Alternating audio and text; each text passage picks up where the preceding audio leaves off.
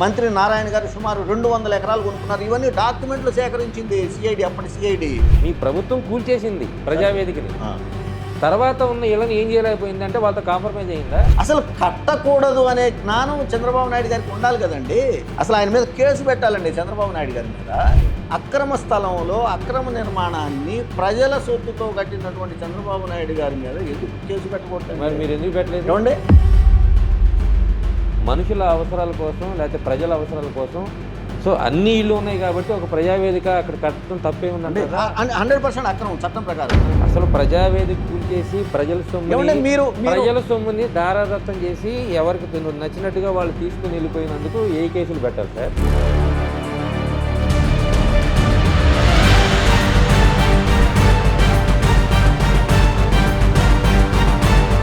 చంద్రబాబుని ఎందుకు టార్గెట్ చేసుకున్నారు? మిగతా చాలా ఇళ్ళు ఉన్నాయి కదా సార్. అక్కడ ఆళ్ల రామకృష్ణారెడ్డి ఎమ్మెల్యేగా ఉన్నారు, ఆయనకి అందాల్సినటువంటి తాయిలాలు అందలేదు కాబట్టి వీళ్ళందరి మీద కేసులు వేయించాడు. ఇదే కదా జరిగిన ప్రతి.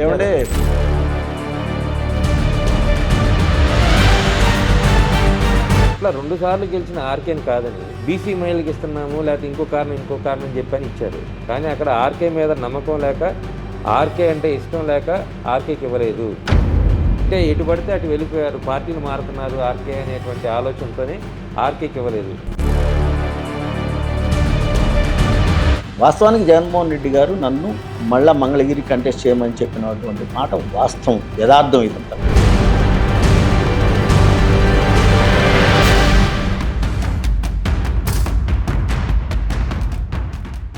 నమస్తే, తెలుగు వన్కి స్వాగతం. ఆళ్ల రామకృష్ణారెడ్డి మంగళగిరి రాజకీయాల్లోనే కాదు రాష్ట్ర రాజకీయాల్లో ఒక సంచలనం. 2014 నుంచి 19 వరకు అప్పటి తెలుగుదేశం పార్టీని తన కేసులతో వాగ్దాటితో ముక్కు తిప్పులు పెట్టినటువంటి నాయకుడు.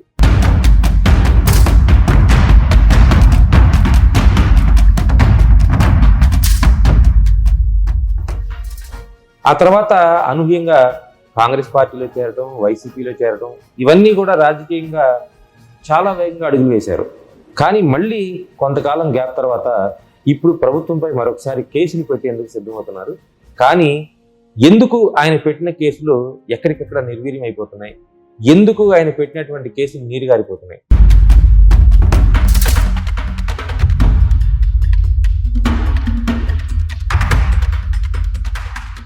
మాజీ మంగళగిరి ఎమ్మెల్యే ఆళ్ల రామకృష్ణారెడ్డి ఉన్నారు. సార్ నమస్తే. నమస్తే. ముఖ్యంగా గడిచిన కొంతకాలంగా మీరు వేస్తున్నటువంటి కేసులు మొత్తం కూడా రాష్ట్ర ప్రభుత్వానికి, ముఖ్యంగా తెలుగుదేశం పార్టీకి, రాష్ట్ర ప్రభుత్వానికి, అమరావతికి వ్యతిరేకంగా మీరు అనేక కేసులు వేశారు, ఇప్పటికీ వేస్తూనే ఉన్నారు. ఏంటి అసలు మీ కేసులు గోల్ ఏంటి? నేను ప్రస్తుతం అయితే కేసులు ఏమీ వేయట్లేదు, కొంచెం రాజకీయాలకు దూరంగా ఉంటాం. కానీ నేను వేసినటువంటి కేసులు కూడా 2014-19 మధ్య నేను ప్రతిపక్షంలో వైఎస్ఆర్ కాంగ్రెస్ పార్టీ ఎమ్మెల్యేగా ఉన్నాను. అమరావతిని రాజధానిగా చేస్తూ చంద్రబాబు నాయుడు గారు ఆ రోజున ల్యాండ్ పూలింగ్ అనే అక్రమ విధానం ద్వారా అక్కడున్నటువంటి రైతుల్ని ఇబ్బంది పెట్టినటువంటి సంఘటనలు, రైతులు మా నియోజకవర్గంలో నా దగ్గరకు వచ్చి ఇచ్చినటువంటి రిప్రజెంటేషన్స్ని బేస్ చేసుకొని నేను న్యాయస్థానాన్ని ఆశ్రయించడం అనేది ఆ రోజుల్లో జరిగింది. 2014-19 మధ్య రాజధాని ప్రాంతంలో సుమారు 2000 నుంచి 2500 ఎకరాలు దళిత సోదరుల భూములు ఆయన చట్టానికి విరుద్ధంగా, కేంద్ర ప్రభుత్వ చట్టానికి విరుద్ధంగా ఆయన తన బినామీ మనుషులతోటి. కానీ 2019-2024 మధ్య మళ్ళా తిరిగి నేను రెండోసారిగా శాసనసభ్యుడిగా మంగళగిరి నుంచి గెలిచిన తర్వాత చంద్రబాబు నాయుడు గారు 2019-18 ఆ ప్రాంతంలో ముఖ్యమంత్రిగా ఆ రోజు ఉన్నప్పుడు రాజధానిలో 2014, 15, 16, 17 ఆ ప్రాంతంలో ఇన్నర్ రింగ్ రోడ్డుని ఆయన నిర్మించాలని అనుకోవటము, ఇన్నర్ రింగ్ రోడ్డు పేరు చాటున ఆయన కానివ్వండి, అప్పుడు ప్రిన్సిపల్ శాఖ మంత్రి నారాయణ గారు, అదేవిధంగా హెరిటేజ్ సంస్థ, అప్పుడు హెరిటేజ్ సంస్థలో ఎగ్జిక్యూటివ్ డైరెక్టర్గా ఉన్నటువంటి నారా లోకేష్ గారు, అదేవిధంగా లింగంనేని రమేష్ గారు, అంజనీ కుమార్ గారు అని చెప్పేసి ఆర్కే హౌసింగ్ ప్రైవేట్ సంస్థ, ఇట్లాంటి వాళ్ళందరూ కూడా సుమారు 2500 కోట్ల రూపాయలు విలువ చేసేటటువంటి భూముల స్కామ్ చేయటం ఒక ఎత్తు అయితే, రెండవది ఎసైన్ ల్యాండ్స్ని, రాజధాని ప్రాంతంలో ఉన్నటువంటి ఎసైన్ ల్యాండ్స్ని బలవంతంగా దళితుల చేతుల్లోంచి తన బినామీల చేతుల్లోకి చంద్రబాబు నాయుడు గారు ఏ విధంగా లాక్కున్నారు, ఏ విధంగా ఆ భూమి మాటన అక్రమాలు చేశారు, ఈ రెండూ కూడా నాకు మా మంగళగిరి నియోజకవర్గంలో ఆ నష్టపోయినటువంటి దళిత సోదరులు లేదా ఇన్నర్ రింగ్ రోడ్డుకి సంబంధించి మా పొలాల నుంచి రోడ్డు తీసుకెళ్తున్నారండి, తద్వారా లింగంనేని రమేష్ గారు ఆయన భూములు పక్కగా ఈ రోడ్డు వెళ్ళేటట్టు, అదేవిధంగా చంద్రబాబు నాయుడు గారికి మేము అమ్మినటువంటి హెరిటేజ్ లింగంనేని రమేష్ గారు అమ్మినటువంటి హెరిటేజ్కి అమ్మినటువంటి భూములు పక్కగా ఈ రోడ్డు తీసుకెళ్తున్నారు, మా భూములు కోల్పోతున్నాము, మాకు రేటు రాకుండా చేసి తద్వారా వాళ్ళు లబ్ధి పొందుతూ ఉన్నారని చెప్పేసి మా నియోజకవర్గంలో ఉన్నటువంటి రైతులు నన్ను సంపాదించిన తర్వాత వాళ్ళ రిప్రజెంటేషన్స్ ని తీసుకున్నాను. నేను ఆ రోజున ఉన్నటువంటి ఏపీసీఐడి పోలీసులు దాఖలు నేను పిటిషన్లు ఇవ్వటం ద్వారా వచ్చినటువంటి కేసులు, ఆ 2 కేసులు కూడా ఆ రోజున 2022న నేను కంప్లైంట్లు ఇస్తే 2024లో ఒక కేసులో ఛార్జ్ షీట్ వేయటం కూడా జరిగింది. సార్ నేను ప్రశ్న అడగచ్చా? అవి ప్రస్తుతం ఇప్పుడు విచారణకు వచ్చింది. చెప్పండి. ఏం లేదు, మీరు 2014 నుంచి 2019 వరకు కూడా ఎమ్మెల్యే. అప్పుడు మీ నియోజకవర్గంలో కొంతమంది ఎవరో రైతులు అన్నారు, వాళ్ళు మీ పార్టీ వాళ్ళే. నియోజకవర్గంలో 90% మంది రైతులు మేము ల్యాండ్ పూలింగ్కి ఇస్తాము, మాకు ఇష్టం అని చెప్పి వాళ్ళు చెప్తుంటే మీరు 10 మందినో 20 మందినో వెంటేసుకుని వచ్చి ఆళ్ల రామకృష్ణారెడ్డి అభివృద్ధికి అడ్డుపడుతున్నారనేది పదే పదే రాజధాని ప్రాంతంలో జరిగినటువంటి చర్చ. వాస్తవం కాదంటారు అది?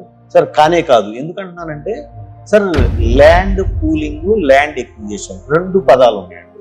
ల్యాండ్ పూలింగ్ స్వచ్ఛందము, మీకు ఇష్టమైతే ఇవ్వండి, ఇష్టం కాని వాళ్ళు మీ అబ్జెక్షన్స్ చెప్పండి అని చెప్పేసి ల్యాండ్ పూలింగ్ యాక్ట్ లో చాలా స్పష్టంగా ఆ రోజు చంద్రబాబు నాయుడు గారి ప్రభుత్వం సిఆర్డీఏ ద్వారా చెప్పింది.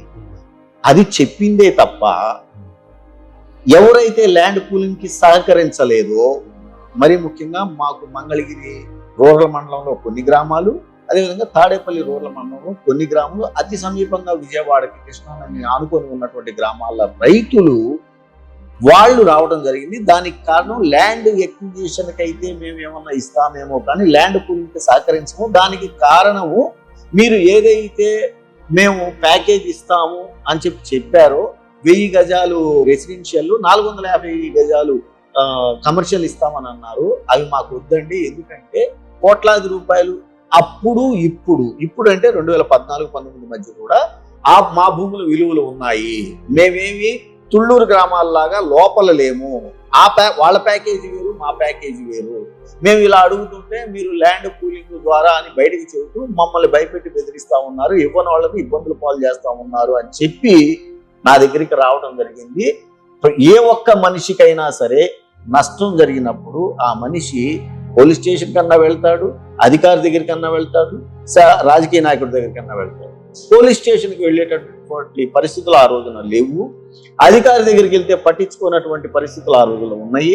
ఇక మిగిలింది రాజకీయ నాయకుడి దగ్గర. మరి నేను శాసనసభ్యుడిగా ఉన్నప్పుడు నా దగ్గరికి రాక ఎవరు ఏం చేస్తారు? చెప్పొచ్చు కదా. ఒక్క నిమిషం వస్తాను, దానికి కూడా వస్తాను మీరు అడిగిన దాన్ని. సార్ ఇప్పుడు నేను రైతన్నలను తీసుకొని వెళ్ళి చేసినటువంటి కేసులు ఒక్కసారి చెక్ చేయండి ఎవరైనా సరే.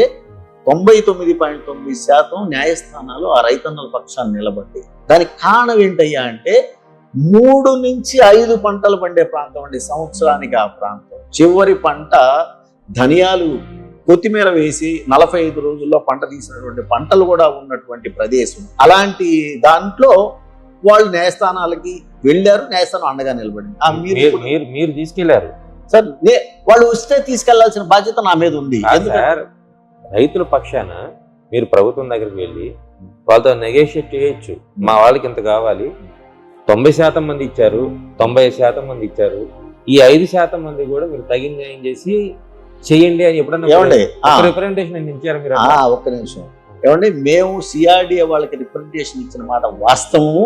ఎందుకంటే అప్పుడు ఎమ్మెల్యే అదేంటండి వస్తున్నా వినండి. ఎందుకంటున్నానంటే సిఆర్డీ ఆఫీసులో ఇచ్చాము. అంతకన్నా ముందు గ్రామాల్లో పెట్టినటువంటి గ్రామ సభల ద్వారా అక్కడికి వచ్చినటువంటి సిఆర్డీఏ అధికారులు, డిప్యూటీ కలెక్టర్లకు కూడా మేము మా రిప్రజెంటేషన్స్ ఇచ్చాము రైతన్నల ద్వారా. మేము వాటికి ఎక్కడి నుంచి సమాధానాలు రానప్పుడు, సార్ గౌరవ న్యాయస్థానానికి ఒక మనిషి వెళ్ళినప్పుడు వాళ్ళు చెక్ చేస్తారు, అయ్యా మీరు ఈ కేసుకు సంబంధించి ఏదన్నా అధికారికి మీరు సంప్రదించారా, వాళ్ళు మీకు న్యాయం చేయకపోతే నా దగ్గరికి రండి.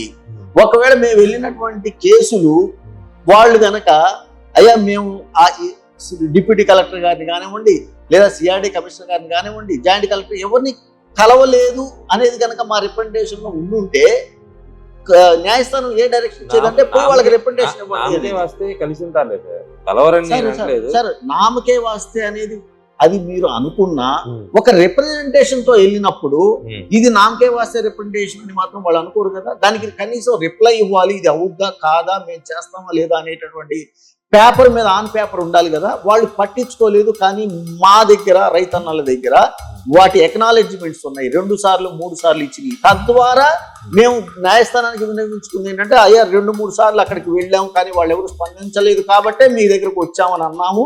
కేసును పూర్తిగా విచారించినప్పుడు న్యాయస్థానం ఎస్ ఇది ల్యాండ్ పూలింగ్ సక్రమం కాదు, వీళ్ళు అడుగుతున్న న్యాయం, వీళ్ళ పక్షాన్ని నిలబడండి అని చెప్పి రైతులకి న్యాయం ఆ రోజు న్యాయస్థానం ఇచ్చిందని. కాబట్టే ఇవాళ కూడా ఆ భూములు టచ్ చేయలేకపోతే మీరు ఇన్నర్ రింగ్ రోడ్డు లేకపోతే అక్కడ ల్యాండ్ అక్విజిషన్ లేకపోతే లంక భూములు తీసుకున్నారు, 2500 కోట్లు పెద్ద అవినీతి జరిగిందని చెప్తున్నారు. వీటన్నిటి మీద విచారణ చేయమని మీకు కోర్టు చెప్పిందా, లేకపోతే మీరు ప్రభుత్వం అప్పుడు మీరు అధికారంలో ఉన్నారు కాబట్టి అధికార దుర్వినియోగం చేసి మీరు సిఐడి ఒక కేసు వేయించారా? దర్యాప్తు కాదు సార్, ఎవరు కూడా గౌరవ న్యాయస్థానాలు లేదా పోలీసు ఒకళ్ళు అంటే పోలీసులు చేయాల్సిన పనినో లేదంటే ఒక అధికారి చేయాల్సిన పని నేను చేసే హక్కు నాకెందుకు ఉంటుంది? ఎప్పుడైతే నాకు అన్యాయం జరిగిందని చెప్పి ఒక రైతన్న మా దగ్గరకు వస్తాడు, శాసనసభ్యుడి దగ్గరికి వెళ్తాడు, నాకు ఈ విషయంలో న్యాయం జరగట్లేదని, అది తీసుకొని ఆ అధికారి దగ్గరికి వెళ్ళే అవసరం మాకు ఉంటుంది. మేము అలా వెళ్ళినప్పుడు వాళ్ళు స్పందించినప్పుడు న్యాయస్థానాలను ఆశ్రయించాల్సినటువంటి అవసరం ఆ వ్యక్తి యొక్క నిర్ణయాన్ని బట్టి ఉంటుంది. కాబట్టి మేము న్యాయస్థానాలకు వెళ్ళాము.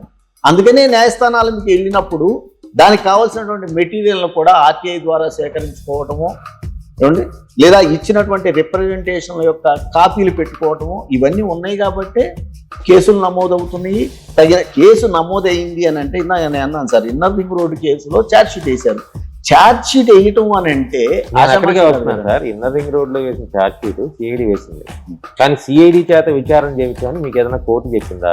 మీరు ప్రభుత్వంలో ఉన్నారు కాబట్టి అధికార దుర్వినియోగం చేసి మీరు సిఐడి ఛార్జ్ షీట్ వేయించారా? సార్ అసలు మీరు విచారణ జరిపించడానికి ఎవరైనా మీకు చెప్పారా అనేది ఉండదు సార్. ఎందుకంటే ఒక ఫిర్యాదు ఇచ్చిన తర్వాత పోలీస్ స్టేషన్లో కాగ్నిజబుల్ నాన్ కాగ్నిజబుల్ అఫెన్సుల కింద ఇది దేనికి సూట్ అవుతుంది అనేది పోలీసులు వాళ్ళ ఆ క్రైమ్ యొక్క తీవ్రతను బట్టి వాళ్ళు సెక్షన్లు వేసుకొని ఎఫ్ఐఆర్ నమోదు చేసి ఎఫ్ఐఆర్ తర్వాత స్టెప్ ఇన్వెస్టిగేషన్లో ఇది ఎక్కడ తప్పు జరిగింది, ఎలా జరిగింది, ఎవరెవరు చేశారు, ఎలా చేశారు అనేది తగిన సాక్ష్యాధారాలన్నింటినీ వాళ్ళు సేకరించుకున్న తర్వాత దాన్ని ఛార్జ్ షీట్ రూపంలో కోర్టుకు సమర్పిస్తారు సార్. అలా సమర్పించినప్పుడు దొంగలు దొరికారు కాబట్టి ఛార్జ్ షీట్ అవుతుంది. నేను అదే అడుగుతున్నాను సార్, మీకు న్యాయస్థానం చెప్పిందా సిఐడి చేత విచారణ చేయించమని, లేకపోతే ఛార్జ్ షీట్ వేయించమని, లేదంటే మీరు ప్రభుత్వం చేసిందా? ప్రభుత్వం చేస్తే ఖచ్చితంగా రాజకీయ కక్షపూరితంగా చేసిందనేది బయట జరుగుతున్నటువంటి చంద్రబాబు నాయుడు ఆ ఇంటి పక్కన ఆ ఇంటి ముందున్న పొలాలను కూడా ఈ రోజున బలవంతంగా భూసేకరణ భూ సమీకరణ అని చెప్పి తీసుకుంటా ఉన్నాడు. బయట ప్రచారాలు కాదు, అసలు ఒక కంప్లైంట్ ఇచ్చినప్పుడు నాకు ఒకళ్ళు ఇవ్వాల్సిన డైరెక్షన్ ఉండదు సార్. నా దగ్గరికి మా నియోజకవర్గం వాళ్ళు వచ్చారు, సార్ మాకు అన్యాయం జరిగింది, మాకు న్యాయం చేసి పెట్టండి అని. సార్ వాళ్ళు నా దగ్గరికైనా రావచ్చు, పోలీస్ స్టేషన్కి వెళ్ళవచ్చు, ఎక్కడికైనా వెళ్ళొచ్చు. కానీ సహజంగా మనుషులు ఏం చేస్తారంటే ఈజీ అవైలబిలిటీ ఒకటి, రాజకీయ నాయకుడి దగ్గరికి వెళ్తాం, పోలీస్ స్టేషన్కి వెళ్ళాలంటే భయాలు ఉంటాయి, వాళ్ళు చేస్తారో లేదో అనేది ఉంటుంది. సో నా దగ్గరకు వచ్చినప్పుడు నేను ఆ రిప్రజెంటేషన్ తీసుకుని నేను ఒక కంప్లైంట్ రాసి ఇవ్వడం జరిగింది. అందుకే ఆ కంప్లైంట్ వాస్తవమా కాదా అని తెలుసుకోవాల్సినటువంటి అవసరం పోలీసులకు ఉంటుంది. అది కరెక్ట్ అని అన్నప్పుడు దానికి ఎఫ్ఐఆర్ కట్టి ఎఫ్ఐఆర్ మీద ఆ సెక్షన్ల కింద వాళ్ళు ఇన్వెస్టిగేషన్ చేసి ఆ కాపీలు తీసుకెళ్లి ఛార్జ్ షీట్ వేస్తారు. అప్పుడు కోర్టు ఇన్వాల్వ్ అవుద్ది. మీరు అన్నదానికి 2014 నుంచి 19 వరకు టీడీపీ గవర్నమెంట్ ఉంది, కేసులు పెట్టకుండా అడ్డుకుంది ఏదన్నా అనేది మీ అభిప్రాయం. కానీ 2019 నుంచి 22 వరకు 3 సంవత్సరాలు ఉంది. 3 సంవత్సరాల కాలం పట్టిందా సార్ ఆ కేసు? సార్ మీకు గుర్తుందో లేదో కానీ కరోనా వల్ల 2 సంవత్సరాల టైము ఊరకెళ్ళిపోయినటువంటి మాట వాస్తవం అండి. కరోనాకి కేసులు దర్యాప్తు ఒక్క నిమిషం ఏమండి, అసలు ఏ అధికారి ఏ ఆఫీస్లో ఉన్నాడో ఒకటి గమనించమని కోరుతున్నాను. ఒకటి, నేను కంప్లైంట్ ఇచ్చింది 2022లో ఫర్ యువర్ కైండ్ ఇన్ఫర్మేషన్. ఏమండి, 2022 మార్చి ఫిబ్రవరిలోనూ నేను కంప్లైంట్ ఇచ్చాను. 24లో వాళ్ళు ఛార్జ్ షీట్ వేసుకున్నారు. మరి 3 సంవత్సరాలు మీరేం చేశారు సార్ 2019 నుంచి 22 వరకు? సార్, దానికి తగినటువంటి ఆధారాలు సేకరించుకోవటానికి లేదా ఇది వాస్తవా కాదని తెలుసుకోవటానికి చంద్రబాబు నాయుడు గారు 2014-19 మధ్య ఎంత పకడ్బందీగా రాజధాని ప్రాంతంలో తన మనుషుల లబ్ధి కోసం ఎన్ని దారుణాలు దుర్మార్గాలు చేశాడో, కొంతమంది తనకు అనుకూలమైనటువంటి అధికారుల ద్వారా ఎన్ని పేపర్లని తీసేశారో, ఎంత సమాచారాన్ని గోప్యంగా ఉంచారో, ఒక ఆర్టీఐ కింద నేను అడిగితే ఆ ఆర్టీఐ కూడా పిఐఓ ఉంటాడు, ఆ అధికారి ఆయన ఇవ్వకపోతే మళ్ళీ అప్పులేట్ అధికారి, ఆయన ఇవ్వకపోతే మళ్ళీ అప్పులేట్ అధికారి, వీళ్ళందరి చుట్టూ తిరగటానికి అసలు ముందు సమయానికి నెల లోపల ఇవ్వాలనుకోండి, 4-5 నెలల దాకా ఇవ్వకపోవటం, తిరగటము, ఇదంతా ఎంత టైం పట్టింది అనుకుంటున్నారు?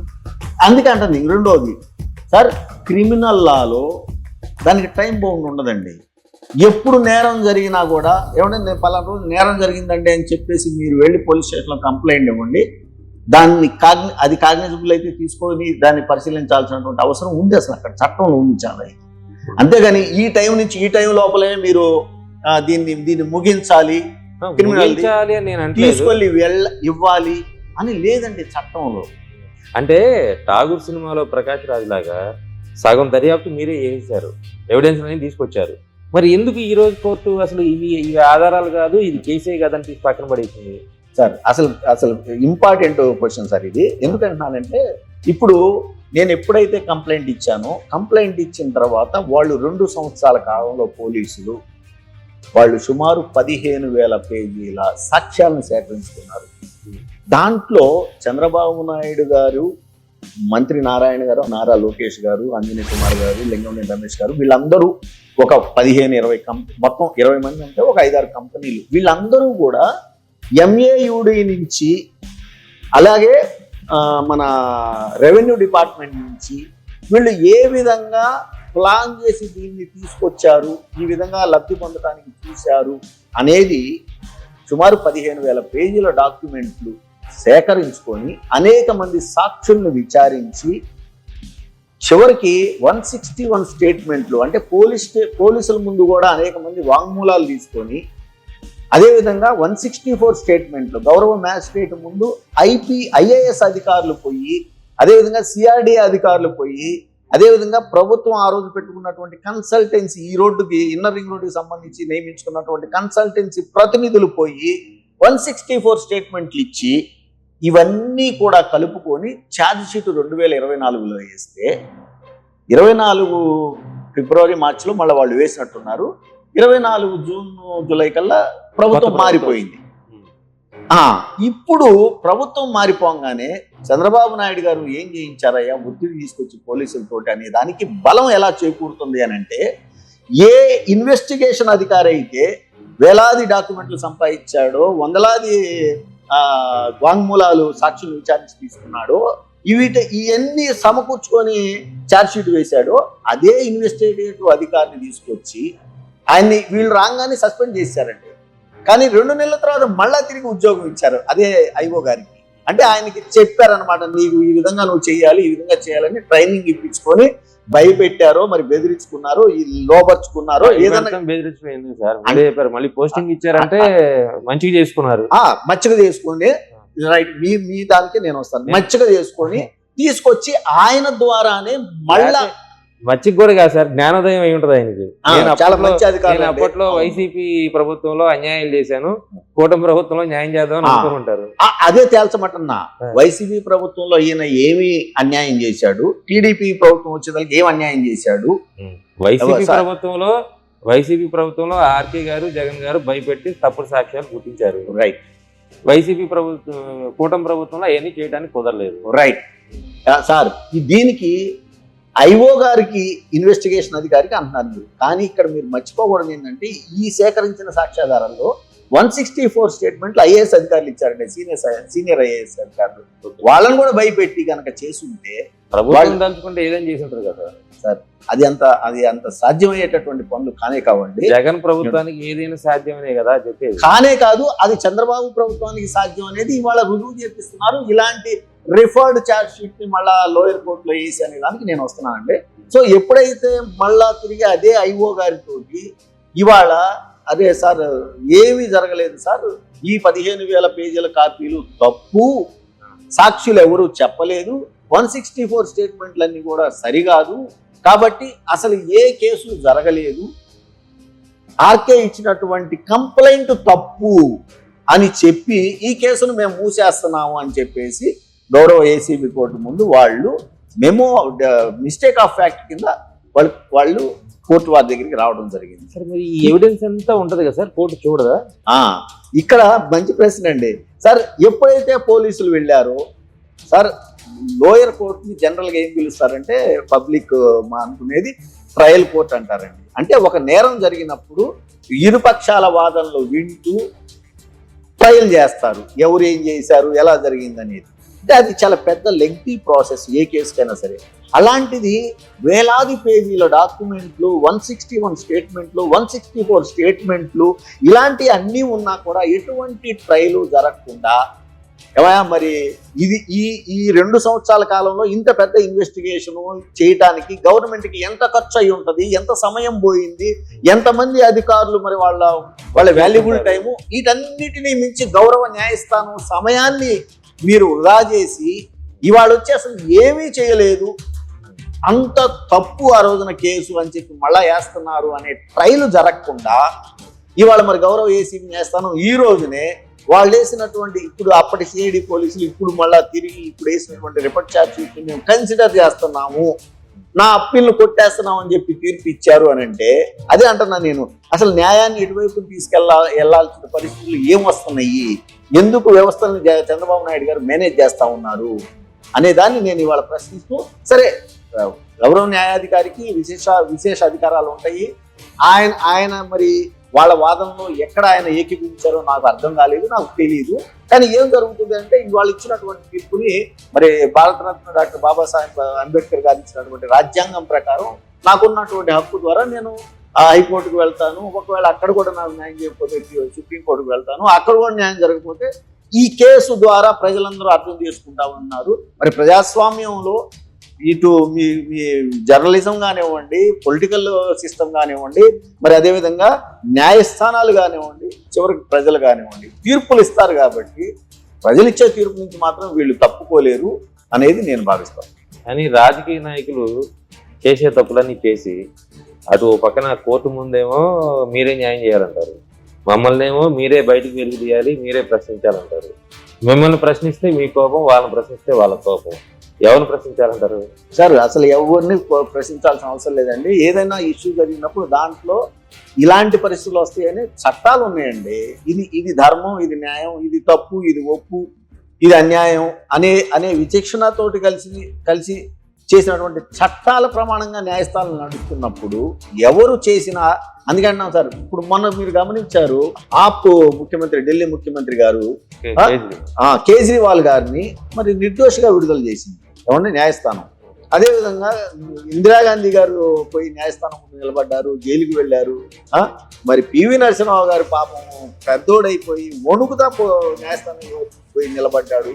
అంటే ఎవరు ఎంత అధికారంలో ఉన్నా కూడా న్యాయస్థానం తన పని తాను చేస్తుందనే నమ్మకం ఉంది. కాబట్టి వీళ్ళు అధికారంలో ఉన్నారు, వీళ్ళ మాట వినాలి, వాళ్ళ అధికారంలో లేరు, వాళ్ళ మాట వినకూడదు అనేది ఎక్కడ న్యాయస్థానంలో ఉండదండి. సరే, ఇప్పుడు మీరు ఒక మాట అన్నారు, కేజ్రీవాల్ని మన న్యాయస్థానం నిర్దోషిగా వదిలేసి ఆయన 2 సంవత్సరాలు 3 సంవత్సరాలు దాదాపుగా జైల్లోనే మగ్గారు. మరి ఆ కేసు, ఆ దర్యాప్తు అదంతా కూడా వృధానే కదా? ఏం కాదండి, ఎందుకంటే ప్రాసిక్యూషన్, డిఫెన్స్ ఇప్పుడు ఒక న్యాయస్థానం విడుదల చేసింది అనుకోండి, అది మళ్ళీ ప్రాసిక్యూషన్కి నచ్చలేదు అనుకోండి ఆ తీర్పు, వాళ్ళు మళ్ళీ అప్పీల్కి వెళ్తారు.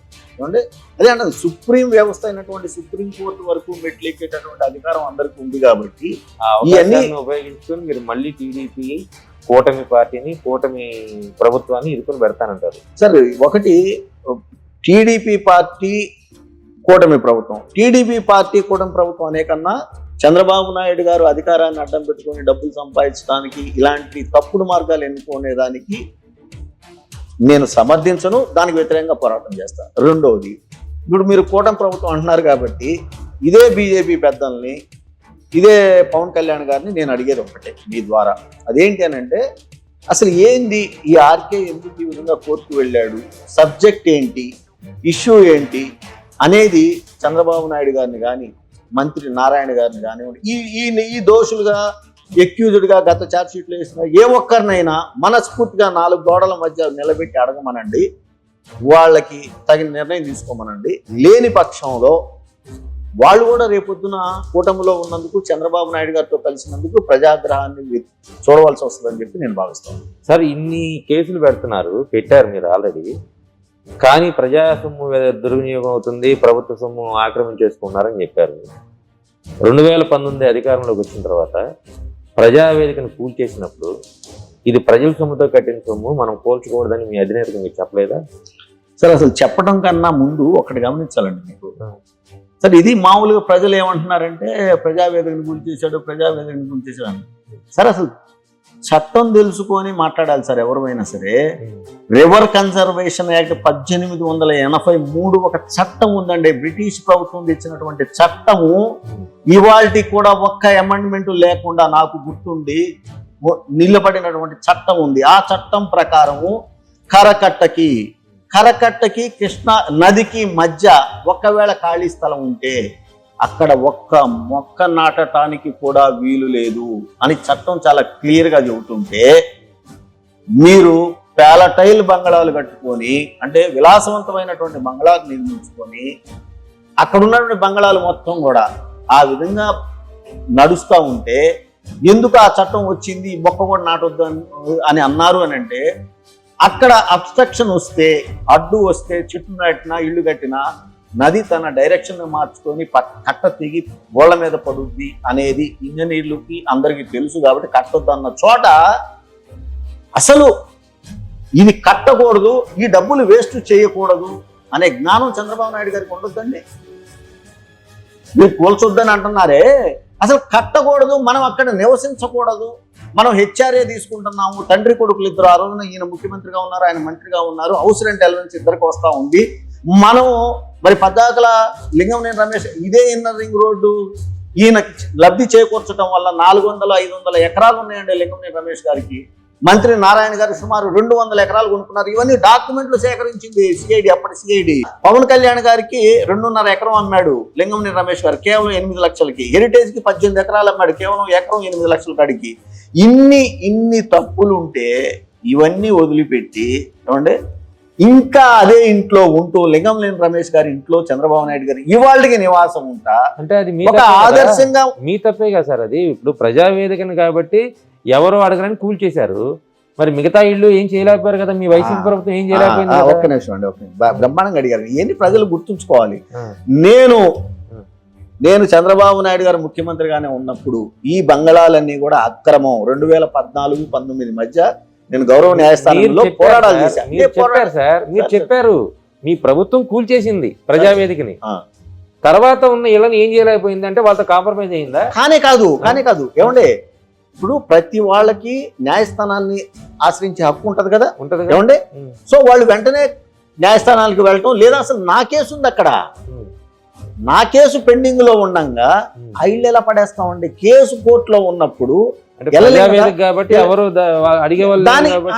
అది ప్రజలకు సంబంధించిన సొత్తు. అది వీళ్ళేమో ఇళ్లలో ఉంటున్నారండి. ఇది వాళ్ళు ఇళ్లకి హౌస్ ట్యాక్స్ కట్టుకుంటున్నారు ఎప్పటి నుంచో, అంటే వాళ్ళకి ఒక హక్కు కలిగి ఉంది. నేను అదే అంటున్నాను, ఇవాళ చంద్రబాబు నాయుడు గారి ప్రజావేదిక కూల్చేసినా దానికి ట్యాక్స్ కట్టకపోయినా కూడా అసలు కట్టకూడదు అనే జ్ఞానం చంద్రబాబు నాయుడు గారికి ఉండాలి కదండి. తీసుకుపోయి అక్కడ కట్టాల్సిన అవసరం ఏముందండి? అసలు ఇంటి పక్కన ఆ చట్టాలు పెట్టుకుంది కూడా మన ప్రభుత్వాలే, మనుషులే పెట్టుకున్నారు. మనుషుల అవసరాల కోసం లేకపోతే ప్రజల అవసరాల కోసం.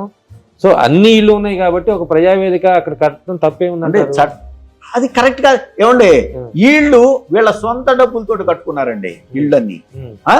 అది సరే, సక్రమమైన స్థలమా అక్రమమైన స్థలమా పక్కకు వద్దాం. అక్రమే కదా, మీరు ప్రకారం అక్రమే కదా. 100% అక్రమం చట్టం ప్రకారం. కానీ ఒక అక్రమ స్థలంలో చంద్రబాబు నాయుడు గారి జేబు నుంచి ఖర్చు పెట్టిన డబ్బులతో కట్టిన నిర్మాణం అయితే కూలిస్తే తప్పండి. ప్రజల డబ్బుతోటి, గవర్నమెంట్ డబ్బుతోటి కట్టినటువంటి భవనాన్ని ఎలా యాక్సెప్ట్ చేస్తామండి అక్రమ నిర్మాణం? కూల్చడం ఎందుకు సార్, దాన్ని డిస్మాంటిల్ చేసి ఇంకో చోట వాడచ్చు కదా సార్. అవన్నీ తీసుకునే వచ్చారు. టీవీలు, సామాన్లు, ఫ్రిడ్జ్లు అవన్నీ ఎక్కడ పెట్టారని ఇప్పుడు నేను పోయి ఎక్కడెక్కడ పెట్టారని తీసుకురాలేను కదా. మీరే బాధ్యత తీసుకోవాల్సింది. మీరే ఎమ్మెల్యే. నేను ఆ రోజున వెళ్ళాను, కానీ అది తీసేసిన తర్వాత దాంట్లో టీవీ ఎక్కడ పెట్టారు, టేబుల్ ఎక్కడ పెట్టారు, అవి నేను ఎలా ఫాలో అప్ చేసుకుంటానండి? మీరే కదా సార్, మీ అధికారులు, మీ ప్రభుత్వం, మీరు అవి చేయలేవులేండి. కానీ నేను అంటుంది ఏంటంటే ప్రజల సొమ్ముతోటి అక్రమ స్థలంలో కట్టిన దానికి అసలు ఆయన మీద కేసు పెట్టాలండి, చంద్రబాబు నాయుడు గారి మీద. అసలు ప్రజావేదిక కూల్చేసి ప్రజల సొమ్ముని దారాదత్తం చేసి ఎవరికి నచ్చినట్టుగా వాళ్ళు తీసుకుని వెళ్ళిపోయినందుకు ఏ కేసులు పెట్టాలి సార్? అది సెకండరీ వద్దాము. ఒకవేళ పెట్టాలి, ఒకవేళ అది రుజువైతే ఖచ్చితంగా కేసులు పెట్టాలి. కానీ అంతకన్నా ముందు అక్రమ స్థలంలో అక్రమ నిర్మాణాన్ని ప్రజల సొత్తుతో కట్టినటువంటి చంద్రబాబు నాయుడు గారి మీద ఎందుకు కేసు పెట్టకూడదు? మీరు ఎందుకు పెట్టలేదు? కేసు ఎందుకు పెట్టలేదంటే అది నేనేమన్నా చెప్పగలుగుతానా? ఏమండి నేను ఎలా చెప్తానండి? నేను ఇప్పుడు అది అక్రమం. ఒక చిన్న స్థలం ఏదో తేడా వచ్చిందని దీన్ని పట్టుకొని కోర్టుకు వెళ్తున్నారు, హైకోర్టుకి వెళ్తున్నారు, సుప్రీం కోర్టుకి వెళ్తున్నారు. కోర్టుల ద్వారా వస్తాము కోర్టుల ద్వారా వస్తాము. కానీ ఏమండి అదే చెబుతున్నాము, మీరు ఎప్పుడైతే ప్రజల సొమ్ముని మీ ఇష్టం వచ్చినట్టు మీ ఇంట్లో సొత్తుగా వాడుతున్నారో ఏమండి, అది కూడా ఆ రోజున ఆయన ఇల్లు కూడా ఉంది చూసారా. నా కేసు లేకపోతే కొట్టేసే వాళ్ళేమో మొత్తం. నా కేసు ఉండటం వల్ల ఒకవేళ బహుశా చంద్రబాబు నాయుడు రక్షించబడ్డాడేమో. లేదంటే అక్రమ నిర్మాణమే కదండి అది. ఆ రోజున పరిగెత్తేవాడు కోర్టుకి చంద్రబాబు నాయుడు గారు. చంద్రబాబుని ఎందుకు టార్గెట్ చేసుకున్నారు? మిగతా చాలా ఇల్లు ఉన్నాయి కదా సార్ అక్కడ. చంద్రబాబు నాయుడు అనే కాదండి, ఆయన ఇల్లు, ఆయన సొంత ఇల్లు కాదు. నేను నా కేసులో మీరు గమనించండి, ఒక చంద్రబాబు నాయుడు గారి ఇల్లు కాదు, మంతెన సత్యనారాయణ రాజు గారు లాస్ట్ ఇంటి దగ్గర నుంచి కృష్ణానది, ప్రకాశం బ్యారేజ్ వరకు ఉన్నటువంటి అక్రమ నిర్మాణాలు అన్నిటినీ నేను పార్టీలుగా చేర్చి వేసినటువంటి కేసు. దానికి బయట జరిగిన ప్రచారం తెలుసా సార్ మీకు? మీ దాకా వచ్చిందా? ఏమని? ఆళ్ల రామకృష్ణారెడ్డి ఎమ్మెల్యేగా ఉన్నారు, ఆయనకి అందాల్సినటువంటి తాయిలాలు అందలేదు కాబట్టి వీళ్ళందరి మీద కేసులు వేయించాడు. ఇదే కదా జరిగిన ప్రచారం. ఎవరు ఎన్నన్నా చేసుకోవచ్చు. నా జీవితంలో, నా రాజకీయ చరిత్రలో నేను ఎవరి దగ్గర పైసా ఆశించలేదు, లంచం తీసుకోలేదు, అసలు ఆశించను. నాకు అసలు అవసరం కూడా లేదండి. నా సొంత డబ్బులు బాగొట్టుకుని రాజకీయం చేసేవాళ్ళమే, కానీ మేము ఆ డబ్బుల కోసం ఆశించేవాళ్ళం అయితే అసలు ఇంత ఫైట్ ఎందుకు నేను చేసుకుంటానండి? ఏం ఫైట్ చేశారు సార్? ఇప్పుడు 2024 ఎన్నికల్లో మీరు కామైపోబట్టే కదా మీకు బోల్డ్ అని తాయిలాలు అందని ప్రచారం జరుగుతుంది.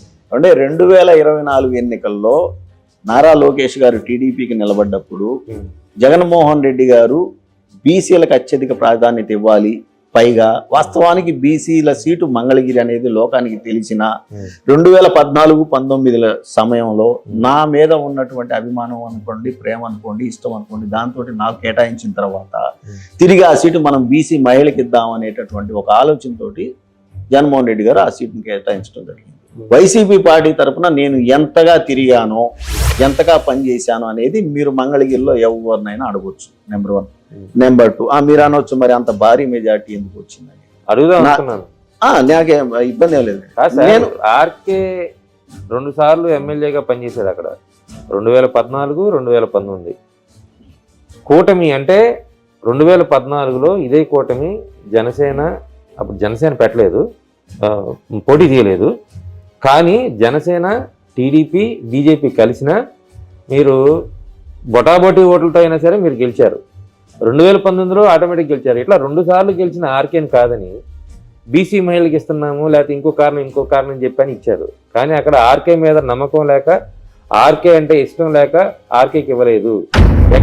ఎటు పడితే అటు వెళ్ళిపోయారు, పార్టీలు మారుతున్నారు ఆర్కే అనేటువంటి ఆలోచనతోనే ఆర్కేకి ఇవ్వలేదు. ఇదే కారణం కదా? కాదండి, 2019లో ఎలా పడితే అలా గెలిచారు అనేది, ఎలా గెలిచాము, ఎంత మెజార్టీతో గెలిచాము అనేది లోకం చూసింది. ఏమండి?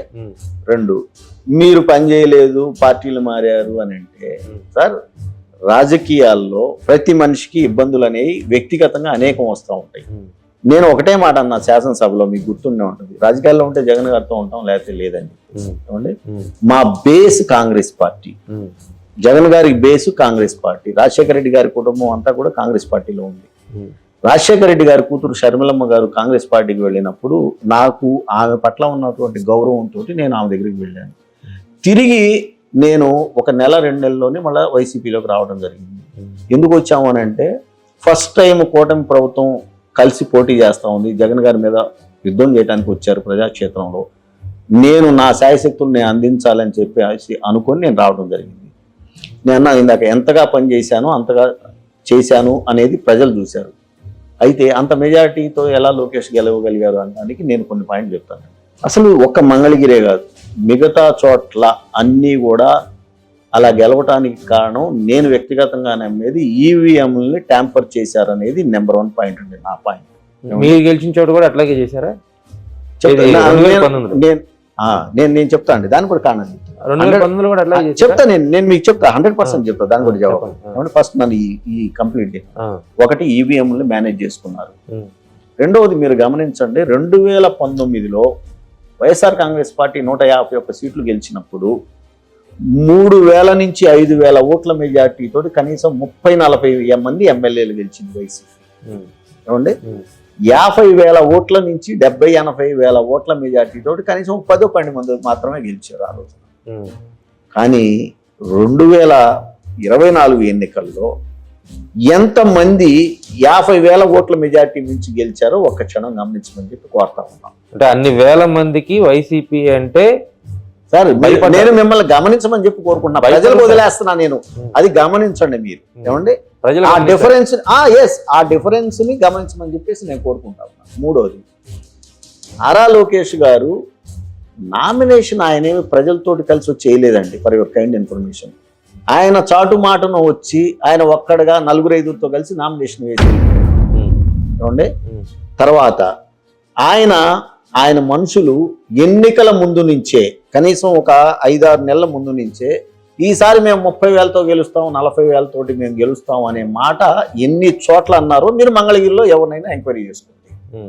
ఏమండి, అంటే ఇవన్నీ కూడా ప్లస్ 70-80-90 వేల ఓట్ల మెజార్టీతో గెలిచే అంతగా అసలు అభివృద్ధి ఏమన్నా జరగలేదా మంగళగిరిలో అనే దాన్ని మీరు చెక్ చేసుకోండి. వ్యతిరేకత అంత ఉందా అనేదాన్ని. అంటే ఇవన్నీ ఏమీ లేకపోయినా కూడా భారీ స్థాయిలో మెజార్టీలు వచ్చినాయి. రెండోది, 2019-24 మధ్య లోకేష్ గారు మంగళగిరి నియోజకవర్గం ఎన్నిసార్లు వచ్చారు, ఎన్నిసార్లు తిరిగారు, ఎంత ఆయన ప్రతిపక్షంలో ఉండి ఓడిపోయిన అభ్యర్థిగా ఉండి ఎంత డెవలప్మెంట్కి ఆయన సొంతగా ఆయన పనిచేశాడు, తిరిగాడు, ఇంత మెజార్టీ రావడానికి కూడా మిమ్మల్ని ఆలోచించమని ప్రజలు ఆలోచించమంటే నేను చెప్తాను. నేను చెప్తే మళ్ళీ మీరు అసలు భజన చేస్తున్నారా అంటారు. లేదు అసలు ఏమాత్రం. ఇప్పుడు పెళ్లి కానుకలు ఇచ్చారు, మీరు ఇవ్వలేని నీళ్లు తాగునీళ్లు సప్లై చేశారు, మీరు ప్రమాదాల బారిన పడితే ఇవ్వలేని వాడిని ఏమంటారు ఇంటింటికి వాళ్ళకి డబ్బులు అవి ఇచ్చారు. అదే కాకుండా ఈ కుటుంబంలో ఎవరైనా సరే చదువుకోవాలని వెళ్తే ఆ కుటుంబం న్యాయం చేసింది అనేది ఒక ప్రచారం ఉంది. మీరు కేవలం రోడ్లు, రహదారులు, అభివృద్ధి, ఆర్కే బ్రాండ్ ఇది చేసి చివరికి ఆ ఫలితం మొత్తం కూడా తీసుకెళ్లి లోకేష్ గారికి బ్యాక్ డోర్ లో అమ్మేసుకున్నారు. ఆర్కే గారు నిజంగా పనిచేస్తే అక్కడ అంత మెజారిటీ రాదు, ఆర్కే కాడి కింద పడేశాడు అనేది జరుగుతున్న ప్రచారం. ఏమంటే, జగన్మోహన్ రెడ్డి గారు ఒక్క తాడేపల్లి మంగళగిరి మున్సిపాలిటీతో కలుపుకొని దుగ్గిరాలుగా ఉన్నటువంటి మంగళగిరి నియోజకవర్గంలో నాకు గుర్తుండి సుమారు 1700 కోట్ల రూపాయలు డీబీటీ కింద ప్రతి ఇంటికి, అర్హత కలిగిన ప్రతి ఇంటికి చేర్చాడు అనేది వాస్తవం. ఏమంటే, సుమారు 1700 కోట్లు 5 సంవత్సరాల కాలంలో, అపార్ట్ ఫ్రమ్ మామూలు రెగ్యులరీ కాకుండా డీబీటీ కింద వచ్చింది. ఏమంటే, తర్వాత ఎంత అభివృద్ధి చేశానో నేను నా వైపు నుంచి మంగళగిరిలో ఎవరినైనా అడగవచ్చు. ఎంతగా నేను ఆర్థిక సాయం చేసేవాడినో అందరికీ తెలుసు. ఏమండి, నారా లోకేష్ గారు పెళ్లికి బట్టలు ఇచ్చాడు, నారా లోకేష్ గారు మంచినీళ్ళు ఇచ్చాడు, 4 ట్యాంకర్లు తిప్పాడు, నారా లోకేష్ గారు మాకు ఆర్థిక సాయం చేశాడు అని చెప్పి 90,000 మెజార్టీతో గెలిపించుకునే అంత పిచ్చి వాళ్ళు మంగళగిరి ప్రజలు కానే కాదు అనే దాన్ని నేను చెప్పినవన్నీ పనులు 4 పెళ్లిళ్లకు వచ్చి ఆయన ఇవ్వాల, ఆయన పార్టీ తరపున ఆయన మనుషులు. వినండి వినండి, ఒక చీర పంచ ఇచ్చిపోవడం, అది కూడా మీకు తెలుసో లేదో తెలుగుదేశం పార్టీకి సంబంధించినటువంటి మనుషులకే ఇచ్చి వెళ్ళినటువంటి వాస్తవాలు ఇవన్నీ కూడా నిజాలు. మీరు ఎందుకు వెళ్ళిపోయారు అప్పుడు? ఏమంటే నేను ఎంతగా ఆర్థిక సహాయాలు చేసేవాడినో లోకల్ గా అందరికీ తెలుసు, మీరు ఎవరినైనా కనుక్కోండి. ఒకటి. రెండోది, అసలు ఏ వ్యక్తి అయినా ఆర్థిక సాయం చేయటం ఏంటండి, ఎంతవరకు చేయగలుగుతాయండి? ప్రభుత్వాలు చేస్తాయి. ఆ ప్రభుత్వాలు గతంలో ఎన్నడూ లేనంతగా జగన్మోహన్ రెడ్డి గారు డీబీటీ ద్వారా ఇప్పుడే చెప్పా 1700 కోట్ల రూపాయలు ఏ మనిషికి సంబంధం లేకుండా, ఎవరు ఏ ఆఫీస్ చుట్టూ తిరగకుండా వాళ్ళ అకౌంట్ లోకి డైరెక్ట్ గా వేసినటువంటి పరిస్థితులు మంగళగిరిలో ఉంటే, అంత డబ్బు ప్రభుత్వం డబ్బు ప్రజలకు చేరితే, ఇంత డెవలప్మెంట్ నేను నా ద్వారా రోడ్లు కానివ్వండి మిగతా అన్ని డెవలప్మెంట్లు చేస్తే 4 చీరలు 4 పంచలు లుంగీలు ఇచ్చాడు, 4 ట్యాంకర్ల నీళ్లు తోలాడు అనే దాని కింద ఆయన్ని పరిగణలో తీసుకున్నారు జనం అని అంటే ఇవన్నీ అవాస్తవాలండి. నేను అందుకే చెప్పా, మీకు గుర్తుందో లేదో, ఎలక్షన్ అయిపోయిన తర్వాత నారా లోకేష్ గారు, నారా చంద్రబాబు నాయుడు గారు ఒక 15-20 రోజులు అసలు అదృశ్యం అయిపోయారు ఈ ప్రపంచం నుంచి. యాడికి పోయారో బయటికి చెప్పానండి. ఏమంటే machine voting EVM machine hack చేయవచ్చు అని చెప్పి ప్రపంచంలో అందరూ చెబుతానే ఉన్నారు. ఏమండి, ఇవన్నీ వాస్తవాలు జరిగినాయి అనేది జగమెరిగిన సత్యమైనా కూడా బయటకు మాట్లాడలేని వాళ్ళు చాలా మంది ఉంటారు, ఒప్పుకోలేని వాళ్ళు. ఎలా ఉంది సార్ 24 నుంచి ఇప్పుడు మీరు అడిగిందని ఇంకోటి చెప్తానండి. చెప్పండి. మీరు కాడి కింద పడేశాడు ఆర్కే అని అంటున్నారు. ఏమంటే కాడి కింద పడేసేటటువంటి మనిషిని అయితే 2019 ఎన్నికల్లోనే లోపాయికారికంగా నేనేమన్నా చేసినోడిని అయితే మీరు అడగాలి. నేను మా ఇల్లు కానివ్వండి, మా కుటుంబం, మా నాన్న తాతండ్రుల దగ్గర నుంచి మేమంతా కాంగ్రెస్ పార్టీ వాళ్ళమే. ఒకే చిన్న ఉదాహరణ చెబుతానండి. ఇదే గ్రామంలో 22,500 ఓటింగ్ ఉంటే 2019-24 మధ్య జరిగినటువంటి లోకల్ బాడీ ఎలక్షన్స్ లో మా స్వగ్రామం పెదకాకాని పొన్నూరు నియోజకవర్గం కింద ఉంది. ఆ రోజున మా సర్పంచ్ పదవిని వైసీపీ నుంచి టీడీపీ గెలుచుకోవడం జరిగింది. నేను నా నియోజకవర్గంలో ఎలక్షన్లకు పోయాను. నేను ఈ గ్రామం అప్పుడు మాకు ఎమ్మెల్యేగా ఉన్నారు కిలారి రోసయ్య గారు. ఓడిపోతే చంద్రబాబు నాయుడు గారు వెంటనే ప్రెస్ మీట్ పెట్టి ఈ ఊళ్ళో ఒక ఎంపీ ఒక ఎమ్మెల్యే ఉండి వాడకూడని భాష ఏమో ఏం పీకారు అని చెప్పి ఇదే వర్డ్ వాడాడండి నారా చంద్రబాబు నాయుడు గారు. నేను సరే ఆయన పెద్ద మనుషులే, మరి ఓడిపోయింది కదా, మరి నా నియోజకవర్గం కాదు స్వగ్రామం అని చెప్పి నేను కామ్గా కూర్చున్నా. దురదృష్టం, గెలిచినటువంటి తెలుగుదేశం సర్పంచ్ మహిళ ఎస్సీ చనిపోయింది కరోనా వల్ల. బై ఎలక్షన్ వచ్చింది. ఏమంటే బై ఎలక్షన్ వస్తే ఆ రోజున టీడీపీ గెలిచింది, 1000 ఓట్లతో తేడాతో గెలిచింది. కానీ మళ్ళా తిరిగి నేను మా అప్పటి రోసయ్య గారితో ఎమ్మెల్యే గారితో మాట్లాడుకొని, రోసయ్య గారు మా గ్రామం మొత్తం నేను తిరుగుతానండి, నేను పని చేసుకుంటానండి అని చెప్పి సుమారు 3000 ఓట్లతోటి మళ్ళీ మేము గెలుచుకున్నాము అని అంటే, మేమేమన్నా లోకేష్కి ఉడిగం చేసామా, లేకపోతే చంద్రబాబు నాయుడు గారితో రిగ్గింగ్ చేసే రోజులు పోయియండి ఎవరైనా కూడా నాకు తెలిసి.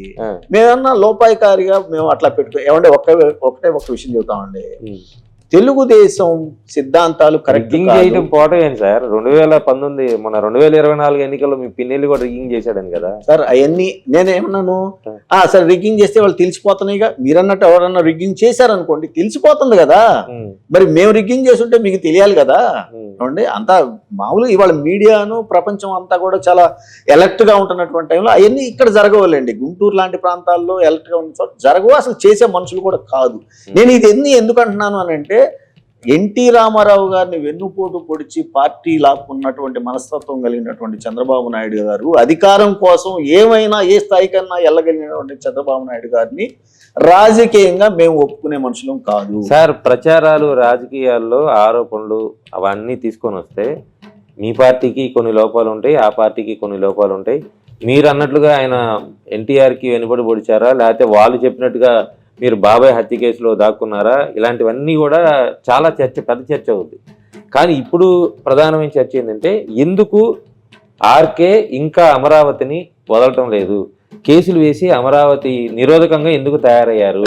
ఒక మాట చెప్తాను, అసలు బేసిక్ అదే అన్నా అండి. ఏమండి, నన్ను విమర్శ చేసే మనిషి అయినా కూడా ఇవాళ కులాన్ని బట్టో పార్టీని బట్టో దయచేసి విమర్శించొద్దండి. ఎట్లా పడితే అట్లా చదువుకున్నోళ్ళు సైతం వీడేం మాట్లాడుతున్నాడు, వీడు ఏ సబ్జెక్టు మీద ఎందుకు ఇలా వస్తున్నాడు అనే దాన్ని గమనించమని చెప్పి కోరుతా ఉన్నా. నేను వేసిన కేసులు ఇప్పుడే కాదు, ఫర్ యువర్ కైండ్ ఇన్ఫర్మేషన్. ఒకటి. రెండవది, అసలు కేసు వేయటానికి ఆ అవకాశాన్ని మీరే కల్పిస్తున్నారు అనేది నా వాదన. అది ఏంటంటే చిన్న ఉదాహరణ చెప్తానండి. ఇప్పుడు 33,000 ఎకరాలు నిజంగా స్వచ్ఛందంగా రైతులు చంద్రబాబు నాయుడు గారి కోసం, ఈ రాష్ట్రం కోసం త్యాగం చేశారు. రైట్, ఇచ్చారు కదా. వాళ్ళకి చంద్రబాబు నాయుడు గారు సిఆర్డిఏ టైం బౌండ్ పెట్టి మరి సిఆర్డిఏ యాక్ట్లో, సిఆర్డిఏలో చెప్పిన మాట ఏంటయ్యా అంటే, మీకు మేము ఇచ్చిన భూమికి అదే గ్రామంలో ప్లాట్లు డెవలప్ చేసి ఇచ్చేసేస్తాము అని అన్నారు. ఏమండి, ధర్మంగా మాట్లాడుకుందామండి. ఆ ఊళ్ళో 1000 ఎకరాలు ఇచ్చుంటే సుమారు ఒక 100 మందో 200 మందో రైతులు ఉంటారు కదండి. ఈ 100, 200, 300 మంది రైతులు ఎవరైతే ఉన్నారో వాళ్ళకి ముందు అదే గ్రామంలో ఒక ఏరియాని డిమార్కేషన్ చేసి వాళ్ళకి ఎంతైతే రెసిడెన్షియల్ ఎక్కడొస్తుందో, కమర్షియల్ ఎక్కడొస్తుందో దాన్ని డెవలప్ చేసి ఇస్తామని చెప్పి ఇచ్చినటువంటి వాగ్దానాన్ని అనుసరించి అది డెవలప్మెంట్ చేసి ఇవ్వాల్సినటువంటి బాధ్యత ఆ టైం బౌండ్ లోపల చంద్రబాబు నాయుడు గారి మీద, తెలుగుదేశం ప్రభుత్వం మీద ఉంది కదండి. ఏమండి, మరి అది ఇవ్వలేకపోవడం తప్పే కదా. ఎప్పటికి ఎన్ని రోజులకి, ఇందాక మీరు అన్నారే ఏమంటే 2 సంవత్సరాల క్రితం జరిగినటువంటి దాన్ని 2 సంవత్సరాల తర్వాత కేసు ఎలా వేస్తున్నారని. ఏమంటే 2014 నుంచి 19 వరకు 5 సంవత్సరాలు, ఇది ఒక 7 సంవత్సరాలు అధికారంలో ఉన్నటువంటి చంద్రబాబు నాయుడు గారు ప్రైవేటు సంస్థలకి, ప్రభుత్వ సంస్థలకి భూములు కేటాయించి వాటి నిర్మాణాలకి ముందుకు వెళుతూ చివరికి తను కొనుక్కున్నటువంటి స్థలంలో ఇంటిని సైతం శరవేగంతో నిర్మాణం చేసుకుంటూ వెళ్ళటం ప్రజలందరూ, అదే రైతన్నలు గమనిస్తూ ఉన్నారు. అదే తెలుగుదేశానికి, అదే చంద్రబాబు నాయుడు గారికి సహకరించినటువంటి వాళ్ళందరూ గమనిస్తూ ఉన్నారు. కాకపోతే మాట్లాడలేనటువంటి బాధతోటి ఇంకనైనా మాకు న్యాయం చేస్తాడేమో అనేటటువంటి ఒక ఆశతోటి వాళ్ళు ఉన్నారు అనే దాన్ని ఇది అందరూ ఒప్పుకొని తీరాల్సినటువంటి విషయం ఉంది. నేను కేసులు వేసేటటువంటి ఒకవేళ చంద్రబాబు తప్పులు చేస్తున్న కేసులు వేసేటటువంటి ఆర్కేని మీరు ఒకవేళ ఎదుర్కోవాలి అని అంటే, ఈ ఊళ్ళో అందరికీ రోడ్లు ఇచ్చేసాము, వాళ్ళకి డ్రైనేజ్ కట్టేసాము, కరెంట్ ఇచ్చేసాము, వాటర్ ఇచ్చేసాము, ఇంకెందుకు నువ్వు మాట్లాడతావు అనే మాట ఈ గ్రామంలో చేసామని చూపించమనండి చంద్రబాబు నాయుడు గారిని. ఆ రైతన్నలే వాళ్ళు ఒక సంఘంగా ఏర్పడి, ఒక కమిటీగా ఏర్పడి ఇవాళకి కూడా కమిషనర్ గారి ఆఫీస్కి పోయి దండాలు పెట్టుకుని బతిలాడుకుంటున్నారు. అయ్యా మా ప్లాట్ ఎక్కడో చెప్పండి అని. మొన్నే మీరు గమనించుంటారు, ఇచ్చిన ప్లాట్లు ఎక్కడ ఇచ్చారండి? చెరువుల్లో, కుంటల్లో, ఏది ఆర్ఎస్ఆర్ కింద ఉన్నటువంటి అంటే అవి పూడ్చి ఇచ్చారనమాట. వాటికి అసలు పట్టాలు ఎట్టబడతాయి రేపైనా సరే. సిఆర్డిఏలో ఆ లోపం ఉంది ఏంటంటే, అది నేను ఆ లోపాలన్నిటినీ సరిచేయాలి కదా. మిమ్మల్ని నమ్మిచ్చిన వాళ్ళని, అంటే నమ్మిచ్చిన వాళ్ళ గొంతు కోసేటటువంటి చంద్రబాబు నాయుడు గారిని ఇంకా ఎలా నమ్ముద్ది ఈ ప్రపంచం అని అంటున్నా నేను. కేసులు ఈ విధంగా మాఫీ చేయించడానికి వ్యవస్థలను మేనేజ్ చేస్తూ ఉంటే ఎలా ఒప్పుకుంటామండి చంద్రబాబు నాయుడు గారిని? నిజంగా ఆయన ఇల్లు కట్టుకుంటేనేమో ఇల్లు కట్టుకున్నాడు అంటారు, ఇల్లు కట్టుకోపోతేనేమో చంద్రబాబు అసలు ఇక్కడ ఇల్లే కట్టుకోలేదంటారు. ఏం సార్ మీరు? సార్ ఇల్లు కట్టుకోవద్దని మేము ఎప్పుడు అంటల్లా, కానీ మీరు కట్టుకోబోయే కన్నా ముందు మిమ్మల్ని నమ్మి వేలాది ఎకరాలు ఇచ్చినటువంటి రైతన్నలకి మీరు ఇల్లు కట్టుకోవటానికి ప్రభుత్వం వైపు నుంచి చేయాల్సినటువంటి పనులన్నీ చేసి, అసలు మీరు లీడర్ అయితే ఎలా ఉండాలంటే మార్గదర్శకుడిగా ఉండాలి కదా. అంటే ఆయన ఇల్లు కట్టుకోవటం అంటే డ్రైనేజ్ వ్యవస్థ దగ్గర నుంచి పైప్ లైన్లు మొత్తం ఆయన డబ్బులతో వేసుకుంటాడు. ఇక్కడ రైతులకి ప్రభుత్వం నుంచి చేసి ఇవ్వాలి. సార్ ఆయన ఇంటికి ఆయన ఇల్లు వరకే కట్టుకుంటాడు తప్ప, ఏమండి పైపులు కానీ డ్రైనేజీలు కానీ ఇవన్నీ ప్రభుత్వం నుంచే వస్తాయి.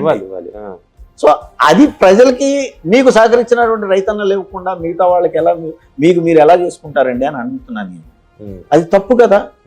ముందు వాళ్ళకి కట్టండి, మీరు ఆపేయండి. మీలాంటి వాళ్ళందరూ కేసులు వేయబట్టే కదా సార్ అంత ఏమంటే ఆ భూములు ఆలస్యం జరుగుతుంది. అసలు ఆ భూములు ఈ కేసులకి సంబంధం లేదండి. అంటే ఒకటి రెండు భయం కదా, ఎక్కడ అడ్డుపడతాడు. ఆ అవకాశము, ఆ భయము మీరు ఎందుకు కల్పిస్తున్నారు?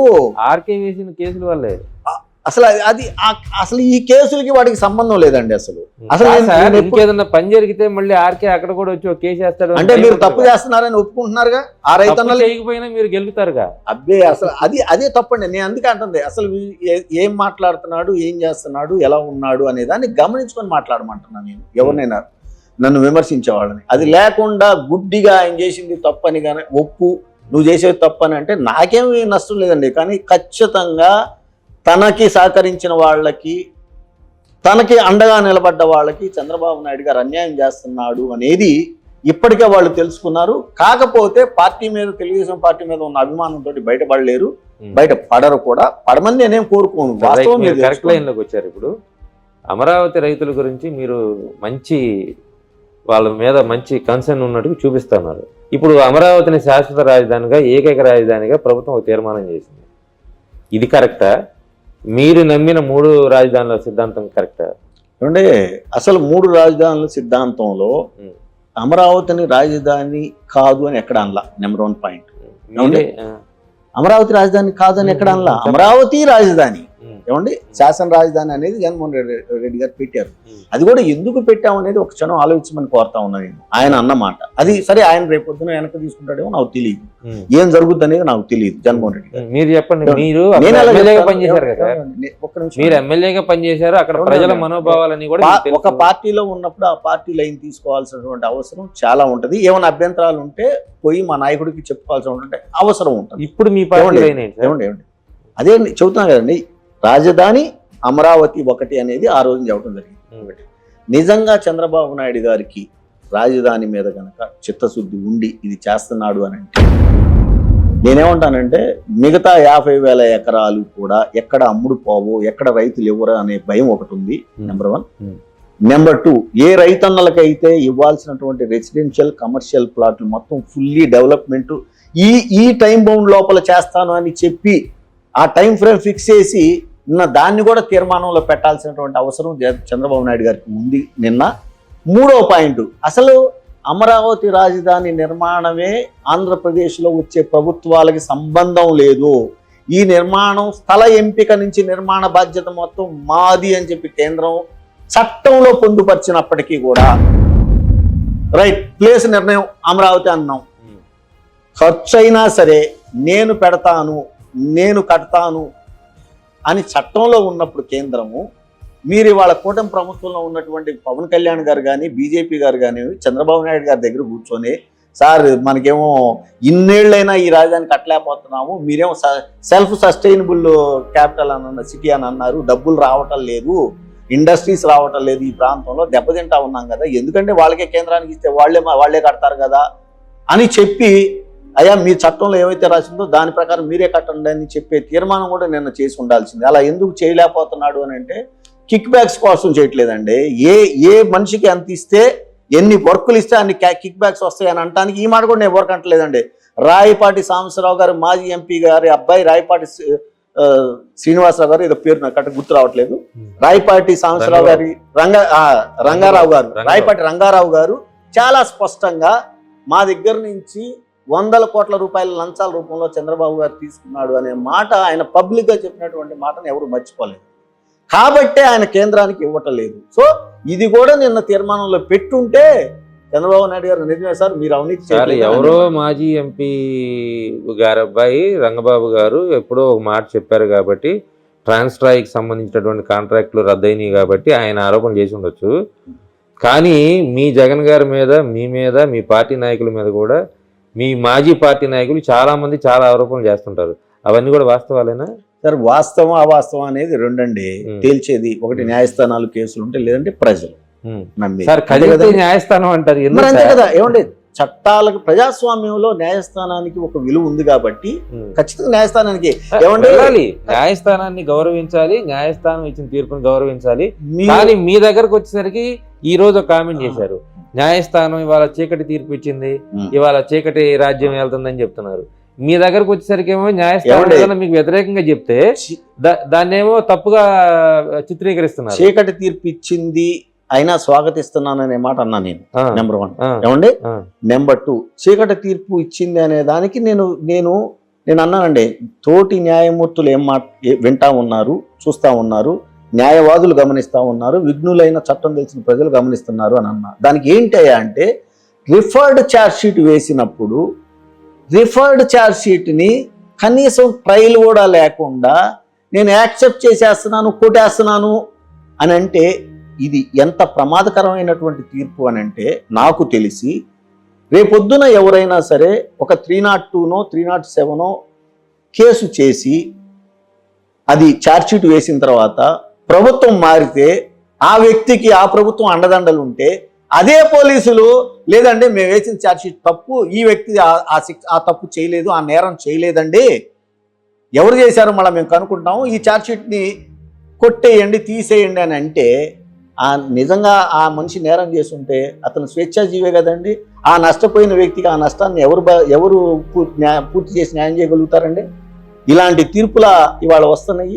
రైట్, మీరు ఇచ్చిన ఆధారాలు సరిగ్గా లేవని నేను అనుకుంటున్నాను. మరి రైట్, మీరు అనుకునేటట్లయితే అది కోర్టు, ట్రయల్ కోర్టు కాబట్టి ఏమండి, ఫస్ట్ ఛార్జ్షీట్లో ఏం వేశారు, రెండో ఛార్జ్షీట్లో ఏం వేశారు అన్నీ చదివి ట్రయల్ నడిపి ట్రయల్ కోర్టు తన బాధ్యతను తను నెరవేర్చి ఉండాల్సిందే అని చెప్పి నేను భావిస్తా ఉన్నా అండి.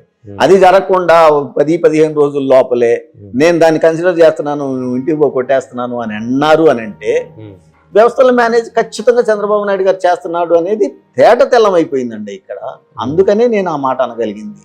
అయినా కూడా నేను స్వాగతిస్తున్నాను గౌరవ ఏసీబీ న్యాయమూర్తి గారికి తీర్పుని. కానీ నాకు భారత రాజ్యాంగం బాబాసాహెబ్ గారు ఇచ్చినటువంటి హక్కుని బట్టి నేను ఉన్నత న్యాయస్థానానికి అప్పీల్కి వెళ్తానని చెప్పి జరగటం కూడా జరిగిందనేది చెప్తా ఉన్నాను. మీరు మంగళగిరి ఎమ్మెల్యేగా పనిచేశారు, 2 సార్లు మీ నియోజకవర్గంలో మీరు విపరీతంగా డెవలప్మెంట్ చేశారని చెప్తున్నారు. తర్వాత సంక్షేమం కూడా విపరీతంగా చేసినట్టు. అప్పటికి ఇప్పటికీ పాలన బేరీజ్ చేసుకుంటే మీ పాలన బాగుందా, లోకేష్ పాలన బాగుందా? సరే, ఒక్క మాట అయితే స్పష్టంగా చెప్తానండి. నేను గత 2 సంవత్సరాల నుంచి కాస్త దూరంగా ఉంటున్నా రాజకీయాలకి, వ్యవసాయం చేసుకుంటూ. బట్ చదువుకోవటం తెలుసు, పేపర్ల ద్వారా, మీడియా ద్వారా చూడటం, స్నేహితుల ద్వారా వినటం చూస్తూ ఉంటే అది కాకపోయినా కూడా ప్రజల్లో ఒక అన్రెస్ట్ అయితే ఖచ్చితంగా వచ్చేసిందండి. ఒకటి. రెండవది, జగన్మోహన్ రెడ్డి గారి పరిపాలనలో మాకు అన్ని పథకాలు అందినాయి, ఇప్పుడు పథకాలు రావటం లేదు అనే వాదన కూడా నేను విన్నా. ఏ పథకం రాలేదు సార్? సరే, వృద్ధాప్య పెన్షన్ అందుతుంది, వికలాంగుల పెన్షన్లు వస్తున్నాయి, అమ్మఒడి ఎంతమంది, అమ్మఒడి వస్తుంది, కాపు నేస్తం ఏమైంది, ఫ్రీ బస్సులు వస్తున్నాయి, గ్యాస్ సిలిండర్లు ఫ్రీ వస్తున్నాయి, ఇవన్నీ చెప్తుంది. డీబీటీ కింద ఏమైతే జగన్మోహన్ రెడ్డి గారు గవర్నమెంట్ ఇచ్చిందో ఆ రోజున, ఇవాళ మీరు వృద్ధాప్య పెన్షన్ అన్నారు, వృద్ధాప్య పెన్షన్ ఎంతమందికి ఇచ్చారు, ఎంతమందికి ఇవ్వలేదు అనేదాన్ని ఒక్కసారి డాటాలతో తీపిచ్చండి. మళ్ళా తిరిగి గత చంద్రబాబు నాయుడు గారి ప్రభుత్వంలో వచ్చినట్టుగా ఇవాళ ఖాళీలకు డబ్బులు లేక కటింగులు చేస్తున్నటువంటివి కూడా మనం వార్తల్లో నేను చదువుతా ఉన్నాను. మీరు 40 సంవత్సరాల వాళ్ళకి, 50 సంవత్సరాల వాళ్ళకి వైసీపీ కార్యకర్తలకు ఇచ్చారు, అవి తొలగించారనేది అధికారులు చెప్పారు. అది చాలా తప్పండి. నిజంగా జగన్మోహన్ రెడ్డి గారు కులాలకి, మతాలకి ఆ రోజున జన్మభూమి కమిటీలో తెలుగుదేశం పార్టీ ఇచ్చి, మా పార్టీ తెలుగుదేశం అయితేనే వాళ్ళకి ఇవ్వండి అని చెప్పిన సిస్టాన్ని ఎత్తేసేసి చివరికి వాలంటీర్ల ద్వారా ఇప్పించినటువంటి పథకాలు అయితే అవన్నీ కూడా అర్హత ఉంటే చాలు వాళ్ళకి ఇచ్చేసేయండి, ఎమ్మెల్యేతో పని లేదు, ఎమ్మెల్సీతో పని లేదు, మంత్రితో పని లేదు, వాళ్ళకి అర్హత ఉంటే చాలు అని ప్రతి పథకానికి అర్హత పెట్టి ఇచ్చినప్పుడు అలా అలా అలా అందరికి అందటం. ఇకపోతే మంగళగిరి వచ్చేసరికి మీరు అన్నట్లుగా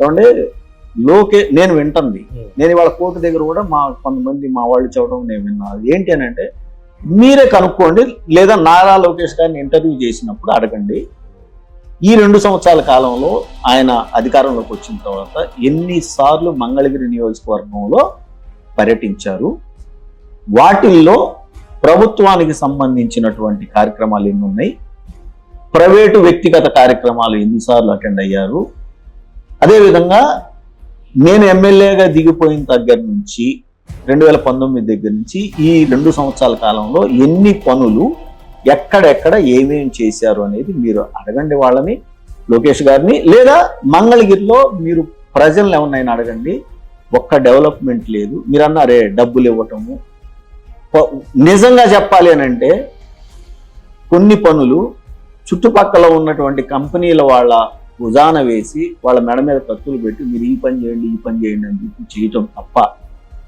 ప్రభుత్వం నుంచి ఇదిగో నేను ఈ రోడ్ వేయించేశాను ఇక్కడి నుంచి ఇక్కడికి, నేను ఈ డ్రైనేజ్ కట్టించేశాను ఇక్కడి నుంచి ఇక్కడికి, నేను ఈ బ్రిడ్జ్ కట్టించాను ఇక్కడి నుంచి ఇక్కడికి అనేది ఎక్కడ ఉన్నాయో కనుక్కోమని చెప్పండి. అంతేకాదు ఎంత అవినీతి పెరిగిపోయిందో మీరు, నేనంటే మేము మా పార్టీ వైసీపీ కాబట్టి వైసీపీలో నువ్వు ఇంతకుముందు పనిచేసావు కాబట్టి అంత 2-3 ఉదాహరణలు చెప్పమంటారా? మీకు ఉండవల్లి దగ్గర స్టీల్ బ్రిడ్జ్ కడుతున్నారు, Hmm. నిడమర్లో స్కూల్ ఒకటి నిర్మాణం చేస్తున్నారు ఇది సొంత నిధులతో. అదే విధంగా మీ మంగళగిరి నియోజకవర్గంలో ఉచిత బస్సులు పెట్టారు. తర్వాత క్యాన్సర్ హాస్పిటల్ 100 పడకల క్యాన్సర్ హాస్పిటల్ ఇది నిర్మాణంలో ఉంది అనుకుంటారు. మరి ఇవన్నీ కూడా డెవలప్మెంటే కదా. గుర్తుపెట్టుకొని మళ్ళీ మీరు నాకు చెప్పండి, ఆ. ఉండవల్లి దగ్గర స్టీల్ బ్రిడ్జ్ అసలు అవసరమే లేదు అనేది జగం ఎరిగిన సత్యం. మీకు ఏది అవసరం లేదు సార్. మీకు ఏది అవసరం లేదు. లేదు, దయచేసి లిటరల్లీ పాయింట్ మీద వద్దామండి. ఆ. అది నారాయణ గారు ఏం చెప్పారు అని అంటే, మేము చాలా పెద్ద పెద్ద చెరువులు కడుతున్నాము చెబుతున్నాము, వరద అనేది రాదు అని చెప్పి ఆయనే చెప్పారు. వరద నీటి ముంపు కోసం ఈ బ్రిడ్జి కడుతున్నాం అనేది నేను పేపర్లో చెప్పాను. ఏమండి, సీడ్ కనెక్టివిటీ కోసం ఇప్పటికి దానికి కూడా వాడుతూ రెండవది దాని యాక్చువల్ నిర్మాణాలు ఎంత, వ్యయం ఎంత జరుగుతుంది అనేది ఖచ్చితంగా రేపు గవర్నమెంట్ వైసీపీ వచ్చిన తర్వాత తేలకుండా ఎక్కడికి పోము. కిక్ బ్యాక్స్ ఎవరెవరు ఎన్నెన్ని తీసుకున్నారనేవి కూడా అవన్నీ బయటికి తీస్తాము. ఒకటి. రెండవది, నిడమర్లో స్కూల్ తన సొంత నిధులతో కడుతున్నాడు అని చెప్పారు. ఇది నాకు తెలీదు, సొంత నిధులు అనే సంగతి. స్కూల్ కడుతున్నారు అనేది విన్నా నేను. ఏమంటే ఆయన గనక సొంత నిధులతో కడతా ఉంటే దయచేసి రేపు ఎప్పుడైనా పబ్లిక్ గా పేపర్కి ఇవ్వమనండి. ఏంటి, ఏ అకౌంట్ నుంచి ఎన్నెన్ని డబ్బులు స్టీల్ కి ఎంత పంపించాడు, సిమెంట్ కి ఎంత పంపించాడు, ఏ అకౌంట్ నుంచి.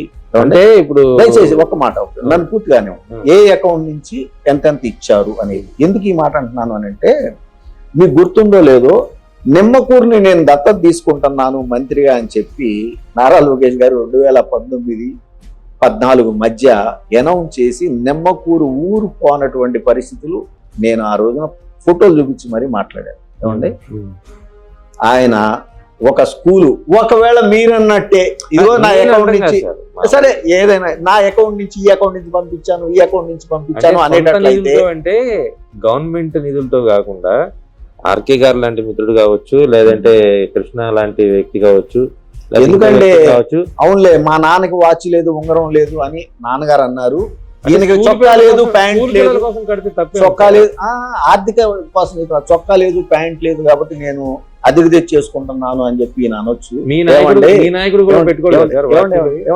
ఈయన ఎప్పుడు నాకు వాచ్ ఉంగరం లేదు. మీకు గుర్తుందా రాజశేఖర రెడ్డి గారు, ఆయన నాకు గుర్తున్న 8లోనో 10వ తరగతిలోనే మేము ఇన్కమ్ ట్యాక్స్ కట్టేవాళ్ళం అని అన్నాడు. ఏమంటే అలాంటి కుటుంబం వాళ్ళదైతే 2 ఎకరాల నుంచి 1,00,000 కోట్లు అన్నటువంటి కుటుంబం చంద్రబాబు నాయుడు గారు. ప్రజలు మర్చిపోలేదు. భువనేశ్వరి గారి వాళ్ళ తండ్రి ఎన్టీ రామారావు గారు ముఖ్యమంత్రిగా చేశారు.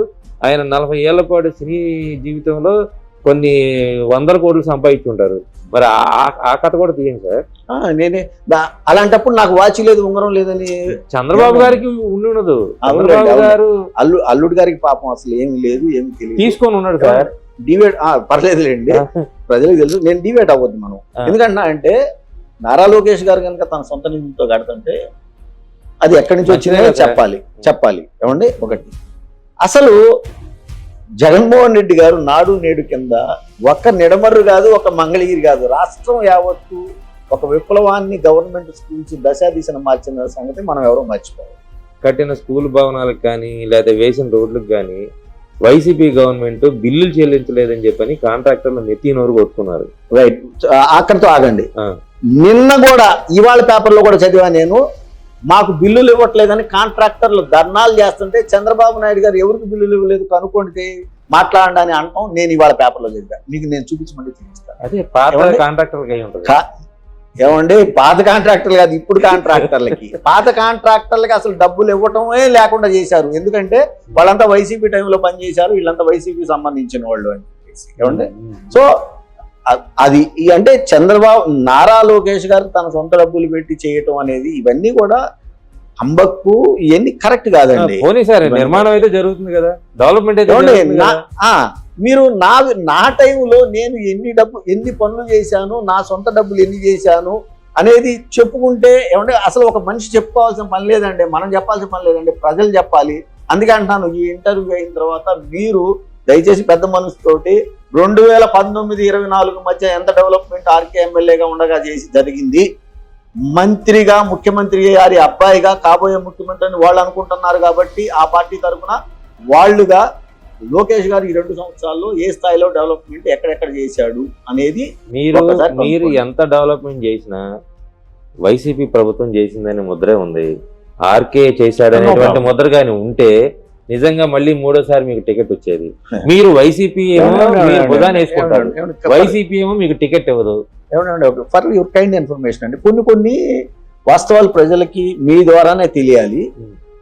వాస్తవానికి జగన్మోహన్ రెడ్డి గారు నన్ను మళ్ళా మంగళగిరి కంటెస్ట్ చేయమని చెప్పినటువంటి మాట వాస్తవం, యథార్థం. ఇదంతా నేనే ఇంట్రెస్ట్ చూపించాల. ఎందుకు చూపించలేదంటే నేను ఆర్థికంగా చితికిపోయి ఉన్నాను, నా దగ్గర డబ్బు లేదు, ఇవాళ రాజకీయాలు డబ్బు లేకుండా జరగటం అనేది యథార్థం, అందరికీ తెలిసిందే. కాకపోతే ఒప్పుకోరు ప్రజలు, టీవీ ముందు లేకపోతే ఈ న్యాయస్థానాలు ఇవన్నీ ఉన్నాయని ఒప్పుకోరు. కానీ నా దగ్గర డబ్బు లేక అన్న నేను నాకు వద్దులన్నా నేను కంటెస్ట్ చేయనన్నా అని చెప్పేసి ఆగిపోయినటువంటి వాస్తవం. ఆళ్ళ రామకృష్ణారెడ్డి 2 సార్లు ఎమ్మెల్యే చేసి మంగళగిరి నియోజకవర్గం లాంటి చోట, అమరావతి రాజధాని ప్రాంతం లాంటి చోట నా దగ్గర డబ్బులు లేవు కంటెస్ట్ చేయడానికి అని అంటే నమ్మడానికి ఎట్లా ఉంది సార్?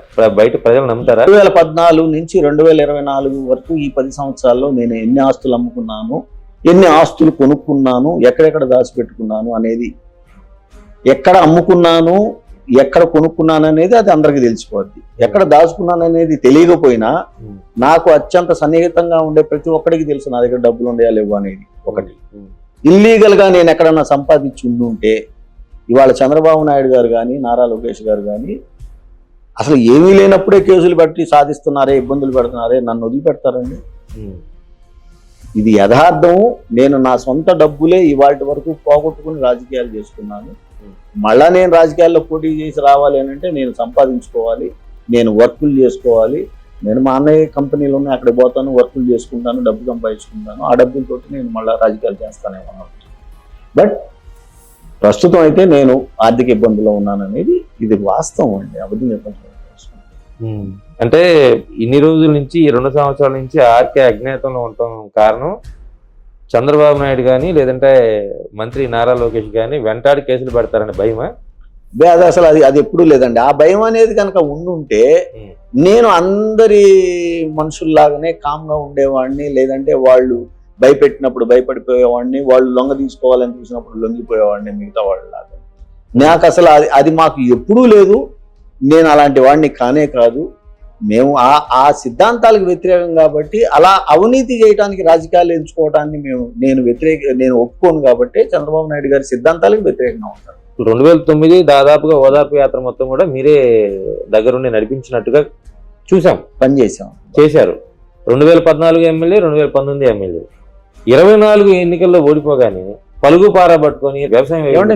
నేను అదే అంటున్నా, నేను కంటెస్ట్ చేయడానికే విముఖత చూపించాను. నాకు వద్దులేనా, నా దగ్గర ఇబ్బందులు, ఆర్థికంగా ఇబ్బందులుగా ఉన్నాను, నాకు నేను ఆగిపోతాను అని అన్నాను అని అంటేనే అది సిగ్నల్ కదండి. గెలుపోవటంలో దైవాధీనాలండి ఒకటి. నెంబర్ 2, నేను అనేవాడిని కనుక పోటీ చేసి ఉంటే, ఆయన కనుక ఈవీఎంలు మేనేజ్ చేయకుండా ఉంటే మళ్ళా నారా లోకేష్ గారి ఓటమి తథ్యంగా రాయబడింది. మంగళగిరి ప్రజలు చాలా తెలివిగల వాళ్ళు, చాలా విఘ్నులండి. ఎవరికి ఓటేయాలి, ఎవరికి ఓటేయకూడదు అనేది వాళ్ళకి చాలా తెలిసినటువంటి మనుషులని నేను భావిస్తాను. పోటీ చేస్తే ఆయన ఓడిపోతాడని మీరు సైలెంట్ అయిపోయారు?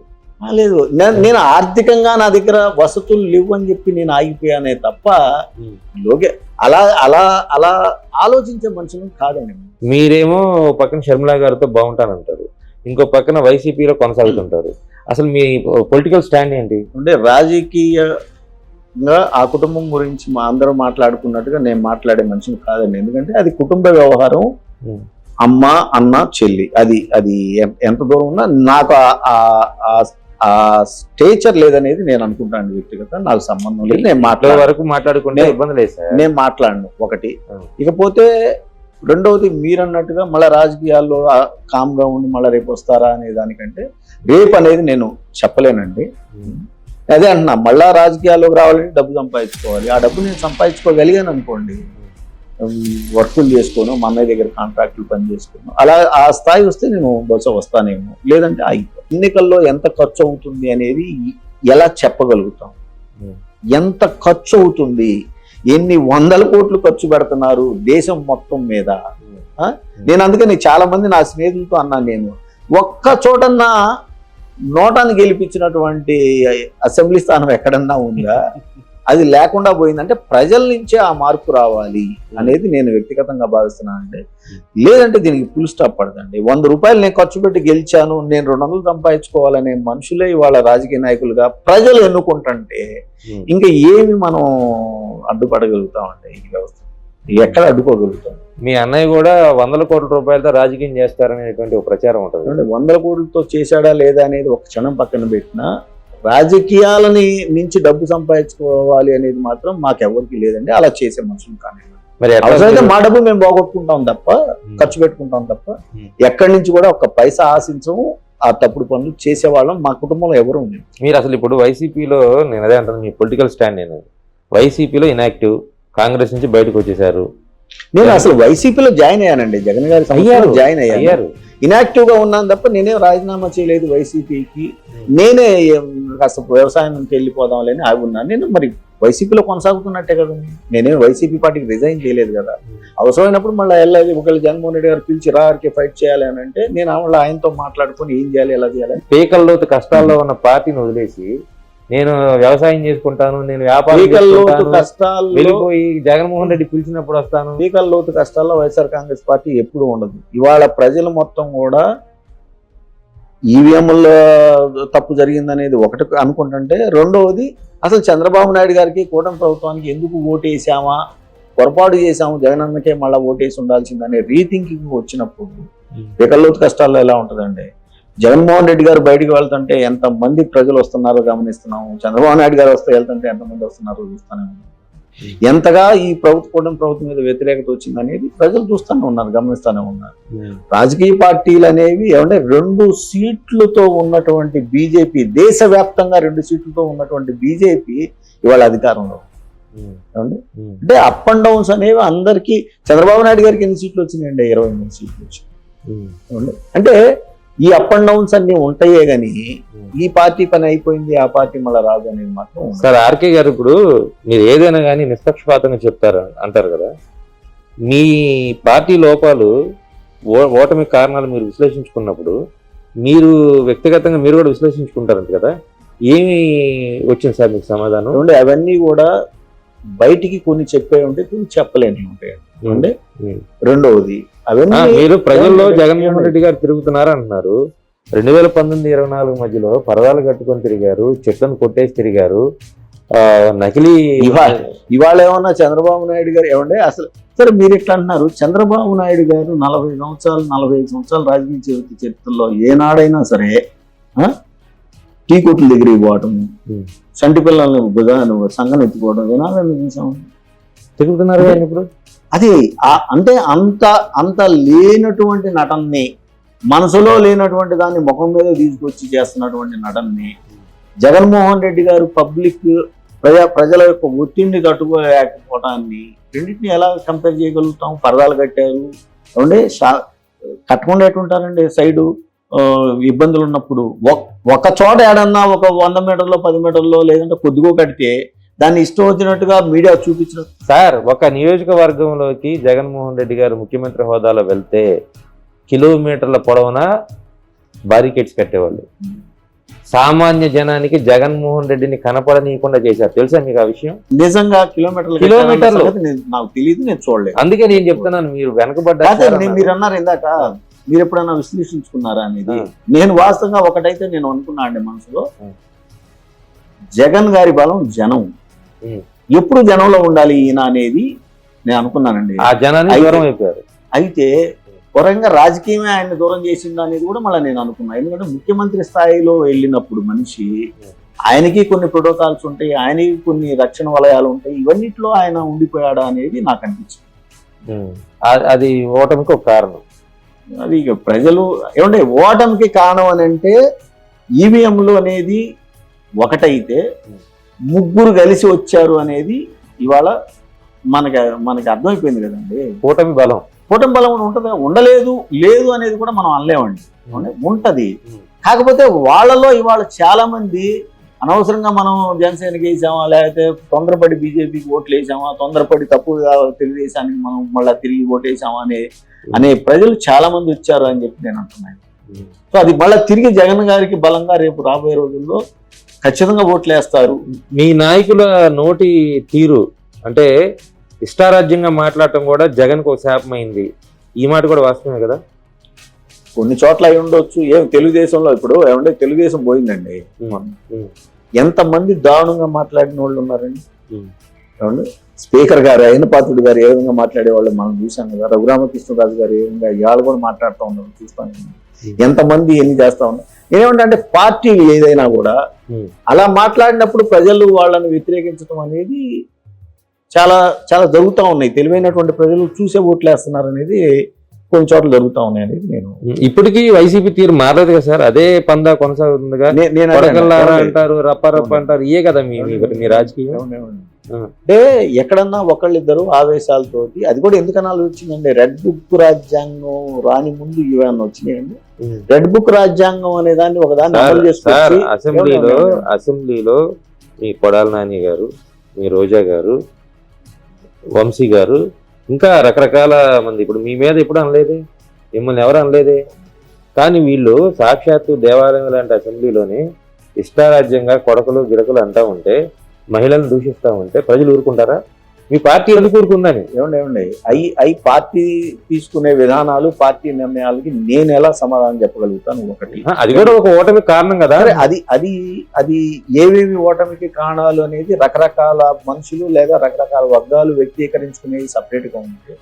జగన్మోహన్ రెడ్డి గారు లేదా కోర్ టీం ఎవరైతే ఇక్కడ ఉన్నారో వాళ్ళు కూడా విశ్లేషించుకొని ఉండుంటారని నేను భావిస్తా ఉన్నాను. ఏది కరెక్ట్ ఏది కరెక్ట్ కాదు సరి చేసుకుంటాం కదా అందరూ కూడా. ఒకవేళ పొరపాటు జరిగితే, లేదు పొరపాటు జరగకపోతే ఇది కరెక్టే కాబట్టి ఇదే స్టాండ్ మళ్ళీ కంటిన్యూ చేసుకుందాం అని అనుకుంటారు కదా ఎవరైనా సరే. బూతులు తిట్టాలనే స్టాండ్ మళ్ళీ కొనసాగించుకుంటారు. అసలు బూతులు తిట్టే స్టాండ్ అని నేను అంటలా. కొన్ని కరెక్ట్ గా ఉంటాయి, కొన్ని కరెక్ట్ గా ఉండవు. ఏమంటే ఇప్పుడు అనని మాటలు కూడా కొన్ని చోట్ల మీడియా అన్నట్లుగా చూపించినటువంటి కోకొల్లలుగా ఉన్నాయండి. నేను ఉదాహరణ చెప్తాను. నిన్న మొన్న ఈనాడులో సార్ గతంలో ఎప్పుడు కూడా రాజశేఖర రెడ్డి గారు, చంద్రబాబు నాయుడు గారు ఉన్నప్పుడు ఈనాడు ఇంత దారుణంగా లేదండి. ఈనాడు పేపర్ కానీ ఈనాడు మీడియా కానీ. కానీ మొన్న చూస్తే నాకు నిజంగా బాధ వేసిందండి. ఏం బాధ వేసింది అని అంటే, అమరావతి అనే ఒక మొక్కను పెట్టి దాని చుట్టూ ఒక కంచె పెట్టి జగన్మోహన్ రెడ్డి గారి ఫోటో ఏ విధంగా వేశారు అనే దాన్ని చూస్తే ఏమంటే అసలు ఎంత దారుణంగా ఈనాడు పేపర్ దిగజారిపోయిందని చెప్పి బాధ వేసింది. సార్ మీరు కూడా అమరావతి మీద మా స్టాండ్ ఇది అని బాహటంగా చెప్పొచ్చు కదా. అమరావతి రాజధాని కాదు అని ఏనాడు అనలేదు. మీరు ఎలా ఉందంటే సజ్జల గారు ఆమెని నా భార్య కాదనలేదు కానీ నాకు ఇంకో భార్య కూడా ఉంటది అన్నట్టు చెప్తున్నారు. సజ్జల గారు ఏం మాట్లాడారు అనేది నేను పూర్తిగా ఫాలో కాల, కానీ సజ్జల గారు మాట్లాడారు. ఏమంటే జగన్మోహన్ రెడ్డి గారు మంగళగిరి గుంటూరు మధ్య కట్టుకుంటే మాకేమన్నా అభ్యంతరమా లేదు అనే మాట కూడా ఆయన వాడినట్టుగా నేను పేపర్లో చదివాను. మరి రాజధానిలో మూడో భాగంగా రాజధానిలో పరిపాలనా రాజధానిగా చేసినటువంటి వైజాగ్ మాకు అవసరం లేదు, ఇది ఆ రాజధాని అన్నటువంటి చంద్రబాబు నాయుడు గారు పద్దాకల వైజాగ్ ఎందుకు వెళ్తున్నాడు, ప్రతి ఇన్వెస్ట్మెంట్ ని అక్కడ నేను తీసుకొచ్చి అక్కడ నేను చూపిస్తున్నాను అనేది ఎందుకు వాడుతున్నాడు, వైజాగ్ ని ఎందుకు అభివృద్ధి చేయాలని అంటున్నాడు, ఇవన్నీ ఎందుకు అంటున్నాడండి? అంటే రాష్ట్రంలో అన్ని నగరాలని డెవలప్ చేయాలి కానీ రాజధానిగా అమరావతి ఉండాలనేది కూటమి ప్రభుత్వం నిర్ణయం కాబట్టి. ఇవాళ చంద్రబాబు నాయుడు గారు ఒక మాట అంటేనో అది కరెక్ట్, జగన్ గారు చేసి చూపిస్తా ఉంటే అది తప్ప. ఏం చేయలేకపోయారు సార్? మూడు రాజధానులు చెప్పని మీరు చెప్పిన 3 సంవత్సరాలు కూడా మీరు ఎలాంటి కరెక్ట్ కదా. అందుకే అంటున్నాము సరే వైసీపీ పార్టీ పొరపాటు చేసిందని కనుక భావించేటట్లయితే ఇవాళ చంద్రబాబు నాయుడు గారు 7 సంవత్సరాలు ఆయన ముఖ్యమంత్రిగా విభజన ఆంధ్రప్రదేశ్ ఉన్నప్పుడు ఎంతవరకు బార్ చార్ట్ ఏమనండి, ఎంతవరకు ఆయన డెవలప్ చేశాడు రాజధాని అమరావతిని అనేదాన్ని తీమనండి చూద్దాం. ఆయన ఎంతవరకు డెవలప్ చేసుకొచ్చాడో చూద్దాం. రాజధాని మీద కనుక ప్రేమ ఉంటే ఏమంటే 1,00,000 ఎకరాలు అవసరమా, 10,000 ఎకరాలు, 5,000 ఎకరాలు, 15,000 ఎకరాలు, లేదా నీ 33,000 ఎకరాలు అంతవరకు తీసుకొని నువ్వు పాత చంద్రబాబు నాయుడు అయితే నేను తప్పులు చేయను అనే చంద్రబాబు నాయుడిని నేను అని అనుకునేటట్టయితే ఎప్పుడో పూర్తి చేసి ఉండేవాడు. చంద్రబాబు నాయుడికి రాజధాని పేరుతోటి డబ్బులు సంపాదించాలనే దుర్బుద్ధి ఉంది కాబట్టి ఆయన ఇవాళ చంద్రబాబు ఆ రాజధానిని నిర్మించలేకపోతా ఉన్నాడు అనేది వాస్తవం అయితే, రెండవది సార్ వాస్తవాన్ని ఒప్పుకోవాలి ఎవరైనా కూడా. ఏంటి అని అంటే అది అసలు సూటబుల్ ప్లేస్ కాదండి. లో లయింగ్ ఏరియా శివరామకృష్ణన్ కమిటీ చాలా స్పష్టంగా చెప్పింది అక్కడ కట్టొద్దండి అని. నిజంగా మీరు మంగళగిరి విజయవాడ మధ్య కనుక కట్టున్నట్టయితే ప్రజలు వాళ్ళంతటా వాళ్ళు డెవలప్ చేసుకుంటా ఆ స్థలాలు కొనుక్కుంటా అమ్ముకుంటా బిల్డింగ్లు కట్టుకుంటా వెళ్ళిపోతూ ఉండేవాళ్ళు కదండి. 7 నుంచి చివరికి ఆ జగ్గైపేట నదికి యువతల వైపు కృష్ణానదికి యువతల వైపు వెళ్ళిపోయేవాళ్ళు, అటు అమరావతి వైపు వెళ్ళిపోయేవాళ్ళు కదా. ఇటు తెనాలి, గుంటూరు, విజయవాడ, మంగళగిరి ఎంత బ్యూటిఫుల్ గా తయారయ్యేదండి. ఇదంతా అప్లాండ్స్ కదండి. అంటే ఇక్కడ అయితే కుదరదు, అక్కడైతే మనకి ల్యాండ్ పూలింగ్ కింద డబ్బు పొలాలు వస్తాయి, మనం డబ్బు చేసుకోవచ్చు అని అనుకున్నారు కాబట్టి మీరు ఆ డబ్బు మాయలో పడిపోయారు కాబట్టి దాన్ని ఇంతవరకు పూర్తి చేసుకోలేపారు. లేదా చెప్పండి, చెయ్యండి, చేసి ఆ క్రెడిట్ మీరే సంపాదించుకోండి. ఎవరు కాదు. మీరు ఇందాక చెప్పారే మా బేస్ మా బ్లడ్ అంత కాంగ్రెస్ అని.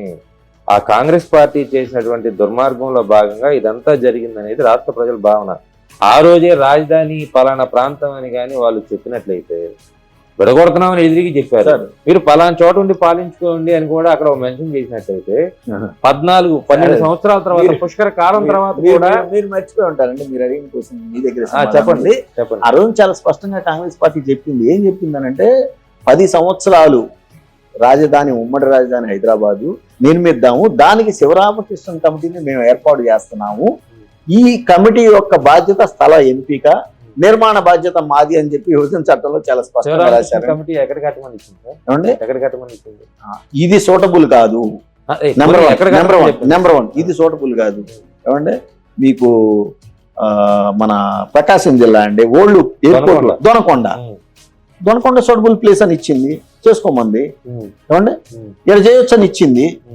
ఏముంది దొనకొండలో? ఏమండి అమరావతిలో ఏముందండి? మీరు తీసుకునేదా? వాటర్ ఫెసిలిటీ ఉంది, వాటర్ కనెక్టివిటీ ఉంది, రోడ్ కనెక్టివిటీ ఉంది, ఎయిర్పోర్ట్ కనెక్టివిటీ ఉంది. రెండు అద్భుతమైన నగరాలు విజయవాడ, గుంటూరు ఉన్నాయి. అలాంటప్పుడు మీరు అమరావతి కన్నా విజయవాడనో గుంటూరునో చేసి ఉండాల్సింది క్యాపిటల్ గా. నెంబర్ 1 ఆ వాటరే దాని మీరే చెప్తున్నారు సార్, మీరే చెప్తున్నారు విజయవాడ గుంటూరు మధ్యలో అద్భుతంగా ఉంటది రాజధాని అని. మళ్ళీ శివరామకృష్ణన్ కమిటీ ఏమో దొనకొండలో ఉందని చెప్తున్నారు. ప్రజలను అడగటం ఒక్కటే పారామీటర్ కాదు, భౌగోళిక పరిస్థితులు అధ్యయనం చేయడం కూడా ఒక పారామీటర్. ల్యాండ్ లభ్యత కాకుండా దొనకొండలో ఉన్నటువంటి ఫెసిలిటీస్ ఏంటో చెప్పండి. నేను వెళ్ళాను ఒక 10 సార్లు. నేనేమంటున్నానంటే ఏమండి, ఇప్పుడు ఇక్కడ వాటర్ అన్నారే ఫెసిలిటీ, ఆ వాటరే ఇక్కడ ప్రమాదకరం మనకి. అందుకని మీకు ఒక్క వాన పడితే రోజుల తరబడి నీళ్లు నిలబడటం, అసలు పనులు సాగపోవటం. రెండవది సింగపూర్ లో చంద్రబాబు నాయుడు గారు లాంటి నాయకులు ఎవరు లేరు, ఉంటే ఊరు తీస్తున్నారు ఆడ. మీతో పాటు నడిచినటువంటి ఆయన ఈశ్వరన్ మంత్రి గారు జైల్లో ఉన్నాడు సార్. చంద్రబాబు గారు జైల్లో చెబుతున్నా మీకు, ఆయన అత్యంత ఆప్తుడు కదా చంద్రబాబు నాయుడు గారికి, ఆయన జైల్లో ఉన్నాడు. జగన్మోహన్ రెడ్డి గారు కూడా కేసులో ఉన్నారు కదా, జగన్మోహన్ రెడ్డి గారు కూడా జైల్లో ఉన్నారు. సింగపూర్ వేరు, ఆంధ్రప్రదేశ్ వేరులేండి. చంద్రబాబు నాయుడు గారు అక్కడ ఉంటే అనేది మెల్బోర్న్ ఎక్కడ ఉంది ఏమండి? ఎస్, వాళ్ళ యొక్క చిత్తశుద్ధి కానివ్వండి. ఇప్పుడు ఆ ప్రాంతం చూడకుండా నేను మాట్లాడలేను. నేనేమన్నా అంటే ఇప్పుడు మీరు ఇక్కడికి వెళ్ళి మీరు చూసినా కూడా నల్లమట్టి ఎన్ని మీటర్ల లోపల నల్లమట్టి వస్తుంది, ఆ నల్లమట్టి ఒండ్రు మట్టి, దాని తర్వాత ఎంత లోతుకి ఇసుకెళ్తుంది అనేది గమనించాం మనం. అంటే ఇదంతా సూటబుల్ కాదండి కన్స్ట్రక్షన్స్ కి. ఒకవేళ సూటబుల్ అని అన్నా కూడా ఎంతో వ్యయ ప్రయాసాలు కూర్చి చేసేది. అక్కడ వాళ్ళకి వేరే దారి లేక సింగపూర్ లో పూడ్చుకొని మరీ కట్టుకుంటున్నారు. ఆ కట్టుకునే దానికి వాళ్ళకి ఫైనాన్షియల్ స్టెబిలిటీస్ ఉండుంటాయి. రెండవది అసలు చిత్తశుద్ధి ఉంది వాళ్ళకి, మాకు నగరం కట్టుకోవాలని. శ్రీలంక చూసారా? నేను చూసాను. కొలంబో చూసారు కదా, ఎంత అద్భుతమైన సిటీ కడతా ఉన్నారు, చుట్టూ సముద్రమే కదా. చూసారు కదా? చూసానండి. కొలంబో ఈ మధ్య కాలంలో చూసారా? నేను 5 years బ్యాక్ చూసాను. అంటే ఒక 1 year బ్యాక్ చూడండి, ఒక 6 months కూడా ఒక అద్భుతమైన నగరం నిర్మాణం జరుగుతుంది అక్కడ. అంటే మీరు 5 years బ్యాక్ వెళ్ళినా సరే మీరు ఆ షాంగ్రీలా హోటల్స్ కానీ ఆ మెయిన్ లైన్ పెద్ద పెద్ద భవనాలు, పెద్ద పెద్ద స్ట్రక్చర్సే కనబడుతుంటాయి. మరి చుట్టూ సముద్రమే కదా ఇక్కడ మనం పెద్ద అసలు ఏమండి, నేను అసలు అవన్నీ కాదంట్లా. నేను అంటాను ఇదే, అక్కడ ఉన్నటువంటి ల్యాండ్ పరిస్థితి ఒకటైతే చిత్తశుద్ధి ఒకటి ఉండాలన్న. ఇప్పుడు మీరు అన్నారు కదా, అక్కడికి వెళ్ళి మలేషియా వెళ్ళి మీరు చూశారు కదా, కౌలాలంపూర్కి పక్కనే ఇంకోటి ఏదో ఒక తెలుగు పేరుతో ఉంటుందని ఇంకో సిటీ కట్టారు వాళ్ళు. ఆ సిటీ మొత్తం ఖాళీగా ఉంది. మీరు ఇవాళకి వెళ్ళైనా చూడండి అసలు. ఏదో సిటీ అండి, మన నోట్లో ఆ సిటీ అదంతా ఖాళీగా ఉంది. అంటే సార్, ఒక నగరం నిర్మించుకోవాలి అని అంటే ఆ రోజున కాంగ్రెస్ పార్టీ చేసినటువంటి దానికి కట్టుబడి ఉంది. సరే, అయిపోయింది, ఇది అయిపోయింది సార్. ఇప్పటికైనా నేనేమంటున్నాను, మీరు కూటమిలో ఉండారు, ఆ విభజన చట్టం ప్రకారం కేంద్రానికి వదిలేండి, కేంద్రం కట్టించింది ఇదే అమరావతిలో పోండి, అయిపోద్ది. 4 ఏళ్ళలో 5 ఏళ్ళలో కట్టేసేస్తారేమో వాళ్ళు. కడుతున్నారు సార్ ఆల్రెడీ. అది చూద్దాం కదా సార్. మీరు కట్టాలనే కోరుకుంటానండి, నేను కట్టాలనే నా ప్రాంతమే కదండి అమరావతి కూడా, కట్టాలనే కోరుకుంటా. కానీ కట్టాలని కోరుకునేటప్పుడు ఏమంటే కట్టాలని కోరుకునేటప్పుడు మంచి రాజధాని కట్టాలనుకుంటాము, ఆ రాజధానికి సహకరించినటువంటి రైతన్నలకి మేలు చేయాలని కోరుకుంటాము. ఏమండి, అది లేకుండా మీరు ఆ రైతన్నలకి మా పార్టీలు ఏమన్నా కానివ్వండి, ఏమండి గతంలో ఏమన్నా జరగనియండి, మీరు నష్టపోయారు కాబట్టి ఆ ఇచ్చినటువంటి రైతులు వాళ్ళకి న్యాయం చేయమని నేను అడుగుతున్నాను. నేను అన్యాయం 2019-24 మధ్యలో మీరు అనలేదే సార్. ఏమండి, అది ఆయన చేసినటువంటి ప్రామిస్. ఎవడు చంద్రబాబు నాయుడు గారు మేము ఇస్తాము, మేము చేస్తాము. పార్టీ మారినప్పుడల్లా, ప్రభుత్వాలు మారినప్పుడల్లా అభిప్రాయాలు మారిపోతాయా కదా? అలా మారకూడదని కదా నేను ఇవాళ చట్టం చేసుకున్న వాళ్ళు. అలా చట్టం చేసుకున్నప్పుడు ఆ రైతన్నలకి ఎప్పుడో 7 ఏళ్ల క్రితం చేశామే వాగ్దానము, ఆ వాగ్దానాన్ని నిలబెట్టుకొని ఇవాళ మనం అన్న అయిపోయింది, ఇది అయిపోయింది, ఒక 6 నెలల్లో నేను కట్టేస్తాను, బేసిక్ ఇన్ఫ్రాస్ట్రక్చర్ ఇచ్చేసేస్తాను, లేదా సంవత్సరాలు ఇస్తానని తీర్మానం అన్న చేయాలి కదా. చెప్పడం వేరు, తీర్మానం వేరు కదండి. అంటే నిన్న కేంద్రానికి పంపించే తీర్మానంలో అది ఎట్లా పెడతారు సార్? సరే పెడతారా? ఇల్లు కట్టిస్తాను, ట్రైన్ వేస్తాను, అలా అనబట్టే కదండి మీకు పొలం ఇచ్చింది. ఊరికి ఇస్తారా? తాత ముత్తాతలు సంపాదించిన ఆస్తి అలాంటి నమ్మకంతో కదా మీకు ఇచ్చింది. ఇచ్చినటువంటి రైతులు ఇచ్చారని మీకు తెలిస్తే వైసీపీ ప్రభుత్వం ఏం చేసింది సార్? ఏమండి, వైసీపీ ప్రభుత్వం 3 రాజధానులు అన్నదని కాబట్టే కదా మీరు ఆ నిర్ణయాలు తీసుకుని చంద్రబాబు నాయుడు గెలిపించుకున్నారు కదా. ఆ గెలిపించుకున్నటువంటి చంద్రబాబు నాయుడు గారికి ఉండాలి కదా మనసులో, అరే నన్ను మళ్ళీ తిరిగి గెలిపించారే ఈ ప్రాంతంలో, నేను వాళ్ళకి న్యాయం చేసి పెట్టాలనేటువంటి ఆ కృతజ్ఞత చంద్రబాబు గారికి ఉండాలి కదండి. నేను అమరావతి 3 రాజధానుల గురించి నేను మాట్లాడలేదు. వైసీపీ ప్రభుత్వం అమరావతి ప్రాంత రైతుల్ని వేధించిందా లేదా? ఎవరిని వేధించాలా? ఏ ఒక్క రైతుని ఏ విధంగా వేధించిందో చెప్పమనండి. మీరు ఒకసారి రాజధాని ప్రాంతంలోకి వెళ్తే అప్పుడు వాళ్ళే చెప్తారు. నేను అదే అన్నా, మీరు వెళ్ళండి. చంద్రబాబు నాయుడు గారు 7 సంవత్సరాల క్రితం చేసినటువంటి వాగ్దానాన్ని నమ్మి ఇచ్చినటువంటి రైతులకి ఏం చేశారు? చంద్రబాబు నాయుడు గారు చేశారా చేయలేదా అనేది కాదు, ఇది కూడా మేబీ కింద లెక్కేయండి. మీరు ప్రభుత్వం అమరావతి రైతుల్ని వేధించిందా లేదా? న్యాయస్థానం టు దేవస్థానం అని చెప్పిన వాళ్ళు పాదయాత్ర పెడితే తాగటానికి నీళ్లు కూడా లేకుండా వేధించింది అనేటువంటి ఒక ప్రచారం. ఇవన్నీ ఉట్టియేనండి. ఇవన్నీ చంద్రబాబు నాయుడు గారు ఆయన అనుకూల మీడియాతోటి ఆయన అనుకూల ఎవరంటే పొలాలు బినామీలతో కొనుక్కున్న వాళ్ళతోటి నడిపించినటువంటి పాత స్టోరీలు ఇవన్నీ పక్కన పెట్టేద్దాం సార్. నేను అంటుంది ఏంటంటే ఇవాళైనా ఆ రైతులకు న్యాయం చేసి పెట్టమని అడుగుతున్నాగా. మీకే ఓట్లు వేస్తారు కదా, మీ మనుషులే కదా, ఎందుకు మీరు న్యాయం చేయరు? చేస్తారేమో అంటానికి 7 సంవత్సరాలు గడిచిపోయింది సార్ అంటున్నా నేను. అంటే మీకు మిగిలిందే 2 సంవత్సరాల టైము. లాస్ట్ ఇయర్ అనేది ఎవరు ఏది జరగదనేది అందరికీ తెలిసినటువంటి సత్యమే. ఆ 2 ఏళ్లలో అయినా సరే న్యాయం చేసి పెట్టండి రేపు పొద్దున అని చెప్పి అడుగుతాం. రేపు మంగళగిరి మాజీ ఎమ్మెల్యే రామకృష్ణారెడ్డి బాగా డబ్బులన్నీ సంపాదించుకొని ఎక్కడికి వచ్చి పోటీ చేస్తారు? నేను ఇప్పుడు చెప్పలేను, కానీ ఎక్కడ పోటీ చేయాలన్నా కూడా ఏమండి, పార్టీ అయితే ముమ్మాటికి YSR Congress party number 1. Number 2, అసలు ఇప్పుడు మనం చూస్తున్నాం కదండి, నియోజకవర్గాలని విభజన జరిగిపోతా ఉంది. ఏ నియోజకవర్గం కింద ఎవరెవరు ఎక్కడెక్కడ ఉంటారో తెలియనటువంటి పరిస్థితులు. ఎంపీ ఏ అసెంబ్లీ ఏ పార్లమెంట్ కింద వెళ్తుందో తెలియదు. కొత్త పార్లమెంట్ ఇంకోటి వస్తుంది గుంటూరు కింద అని అంటున్నారు. సో అప్పుడున్నటువంటి పరిస్థితులు నియోజకవర్గాలను బట్టి, నా ఆర్థిక పరిస్థితులను బట్టి, జగన్మోహన్ రెడ్డి గారు చెప్పేదాన్ని బట్టి నా కుటుంబ నిర్ణయాలు నియోజకవర్గం చూసుకుంటారా? ఎన్నికల్లో పేద ధనిక అనేది ఎక్కడ ఉంది లేదని మరి అప్పుడు పరిస్థితి చూద్దాంలేండి. అప్పుడు కూడా మంగళగిరి నియోజకవర్గం ఉంటది కదా? ఉంటది. నియోజకవర్గాలు యాడికి బాగుండే, కాకపోతే జనాభా నాకు గుర్తుండి 2,70,000 80,000 దాకా ఉందండి ఓటర్లు ఆ రోజున. సో దాన్ని విభజిస్తారు ఖచ్చితంగా. ఆ విభజించినప్పుడు ఏ ఎటు వెళ్తాయి, ఏ ప్రాంతాలు, ఏ నియోజకవర్గాలు ఏ రిజర్వేషన్ కిందకి వెళ్తాయి. 33% ఉమెన్ రిజర్వేషన్ కూడా ఇప్పుడు వచ్చేస్తుంది. సో అలాంటి వచ్చినప్పుడు ఎన్ని నియోజకవర్గాలు ఉమెన్ రిజర్వేషన్ కిందకి వెళ్తాయి, ఎన్ని ఎస్సీలుగా మారుతాయి, ఎన్ని ఎస్సీలుగా లేని మళ్ళీ ఓసీలుగా మారుతాయి, ఇదంతా అన్ని విభజన జరిగిపోద్ది అనేది అందరికీ తెలిసినప్పుడు ఇప్పుడే ఎలా చెప్పగలుగుతాం? మీరైతే పోటీ చేస్తారు. సరే అప్పుడు పరిస్థితిని బట్టి చెబుతానండి, ఇప్పుడల్లా చెప్పలేను.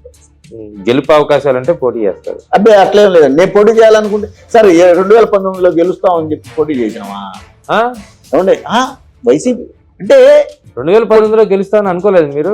నేను కాదండి, అసలు ఎవరైనా ఇప్పుడు మీరు అన్నదానికి చెబుతాను నేను, గెలుస్తామంటేనే పోటీ చేస్తామా అని అంటే ఎవరైనా గెలుపు కోసమే కదా. ముఖ్యమంత్రి గారు అబ్బాయి మంత్రిగా ఉంటే భయపడేటటువంటి అభ్యర్థులు ఉన్నప్పుడు పరిస్థితుల్లో మరి నేను పోటీ చేశాను కదా. అంటే గెలుస్తామన్న చోటే నేను పోటీ చేయను అనేదానికి అదొక ఉదాహరణ అయితే, మరి ఇప్పుడు కులాలు మతాలు రాజకీయాల్లో ప్రాధాన్యంగా ఇవాళ నడుస్తున్న బహిరంగంగా సత్యంగా ఇది ఒప్పుకోవాల్సి వచ్చినప్పుడు ఏడుండారండి? రెడ్డి కమ్యూనిటీ ఏడుందండి? పల్నాడు ఏరియాలో ఉంది. మంగళగిరిలో ఎన్ని రెడ్ల ఓట్లు ఉన్నాయండి? మరి నేను ఎందుకు పోటీ చేశానండి అక్కడ? అందుకే తరచు ఆర్కే సత్తెనపల్లి వెళ్తారు, ఇదే ప్రచారం. సత్తెనపల్లిలో కూడా రెడ్లు లేరండి. సత్తెనపల్లిలో కూడా చాలా తక్కువ మంది రెడ్లు ఉన్నారు. చౌదరీస్ తోటి కబుల్తో పోల్చుకుంటే రెడ్లు చాలా తక్కువ అక్కడ. కాకపోతే ఎందుకు అలా అంటా ఉంటారంటే, నేను 2004లో సత్తెనపల్లి నియోజకవర్గం ఫిరంగపురం మండలం దాని కింద ఉండటం, ఫిరంగపురం మండలం మా సొంత మండలం, మా నాన్న పుట్టిన ఊరు అక్కడ ఉండటం, అప్పుడు ఆ రోజు నేను కాంగ్రెస్ పార్టీ తరఫున అక్కడ పోటీ చేయాలని తిరగటం, అందువల్ల నన్ను సత్తెనపల్లి ప్రజలు నేను ఎక్కడున్నా ఆ రోజులో నేను పనిచేసుకునేవాడిని కాబట్టి వాళ్ళు అడగటం. ఇది మొత్తంగా మంగళగిరి మాజీ ఎమ్మెల్యే ఆళ్ల రామకృష్ణారెడ్డి అంతరంగం. గడిచిన కొద్ది సంవత్సరాలుగా రాజకీయాలకి దూరంగా ఉండటానికి ప్రధాన కారణం ఆర్థికంగా తాను రాజకీయాల్లో చితికిపోయాను, ఉన్న ఆస్తులు అమ్ముకొని రాజకీయాలు చేసినటువంటి పరిస్థితి ఉందని చెప్తున్నారు. అయితే భవిష్యత్తులో వ్యాపారాలు ఇతరత్ర కార్యక్రమాల ద్వారా విపరీతంగా డబ్బులు సంపాదించి ఖచ్చితంగా మళ్ళీ రాజకీయాల్లో పోటీ చేస్తానని మాత్రం స్పష్టంగా చెప్తున్నారు.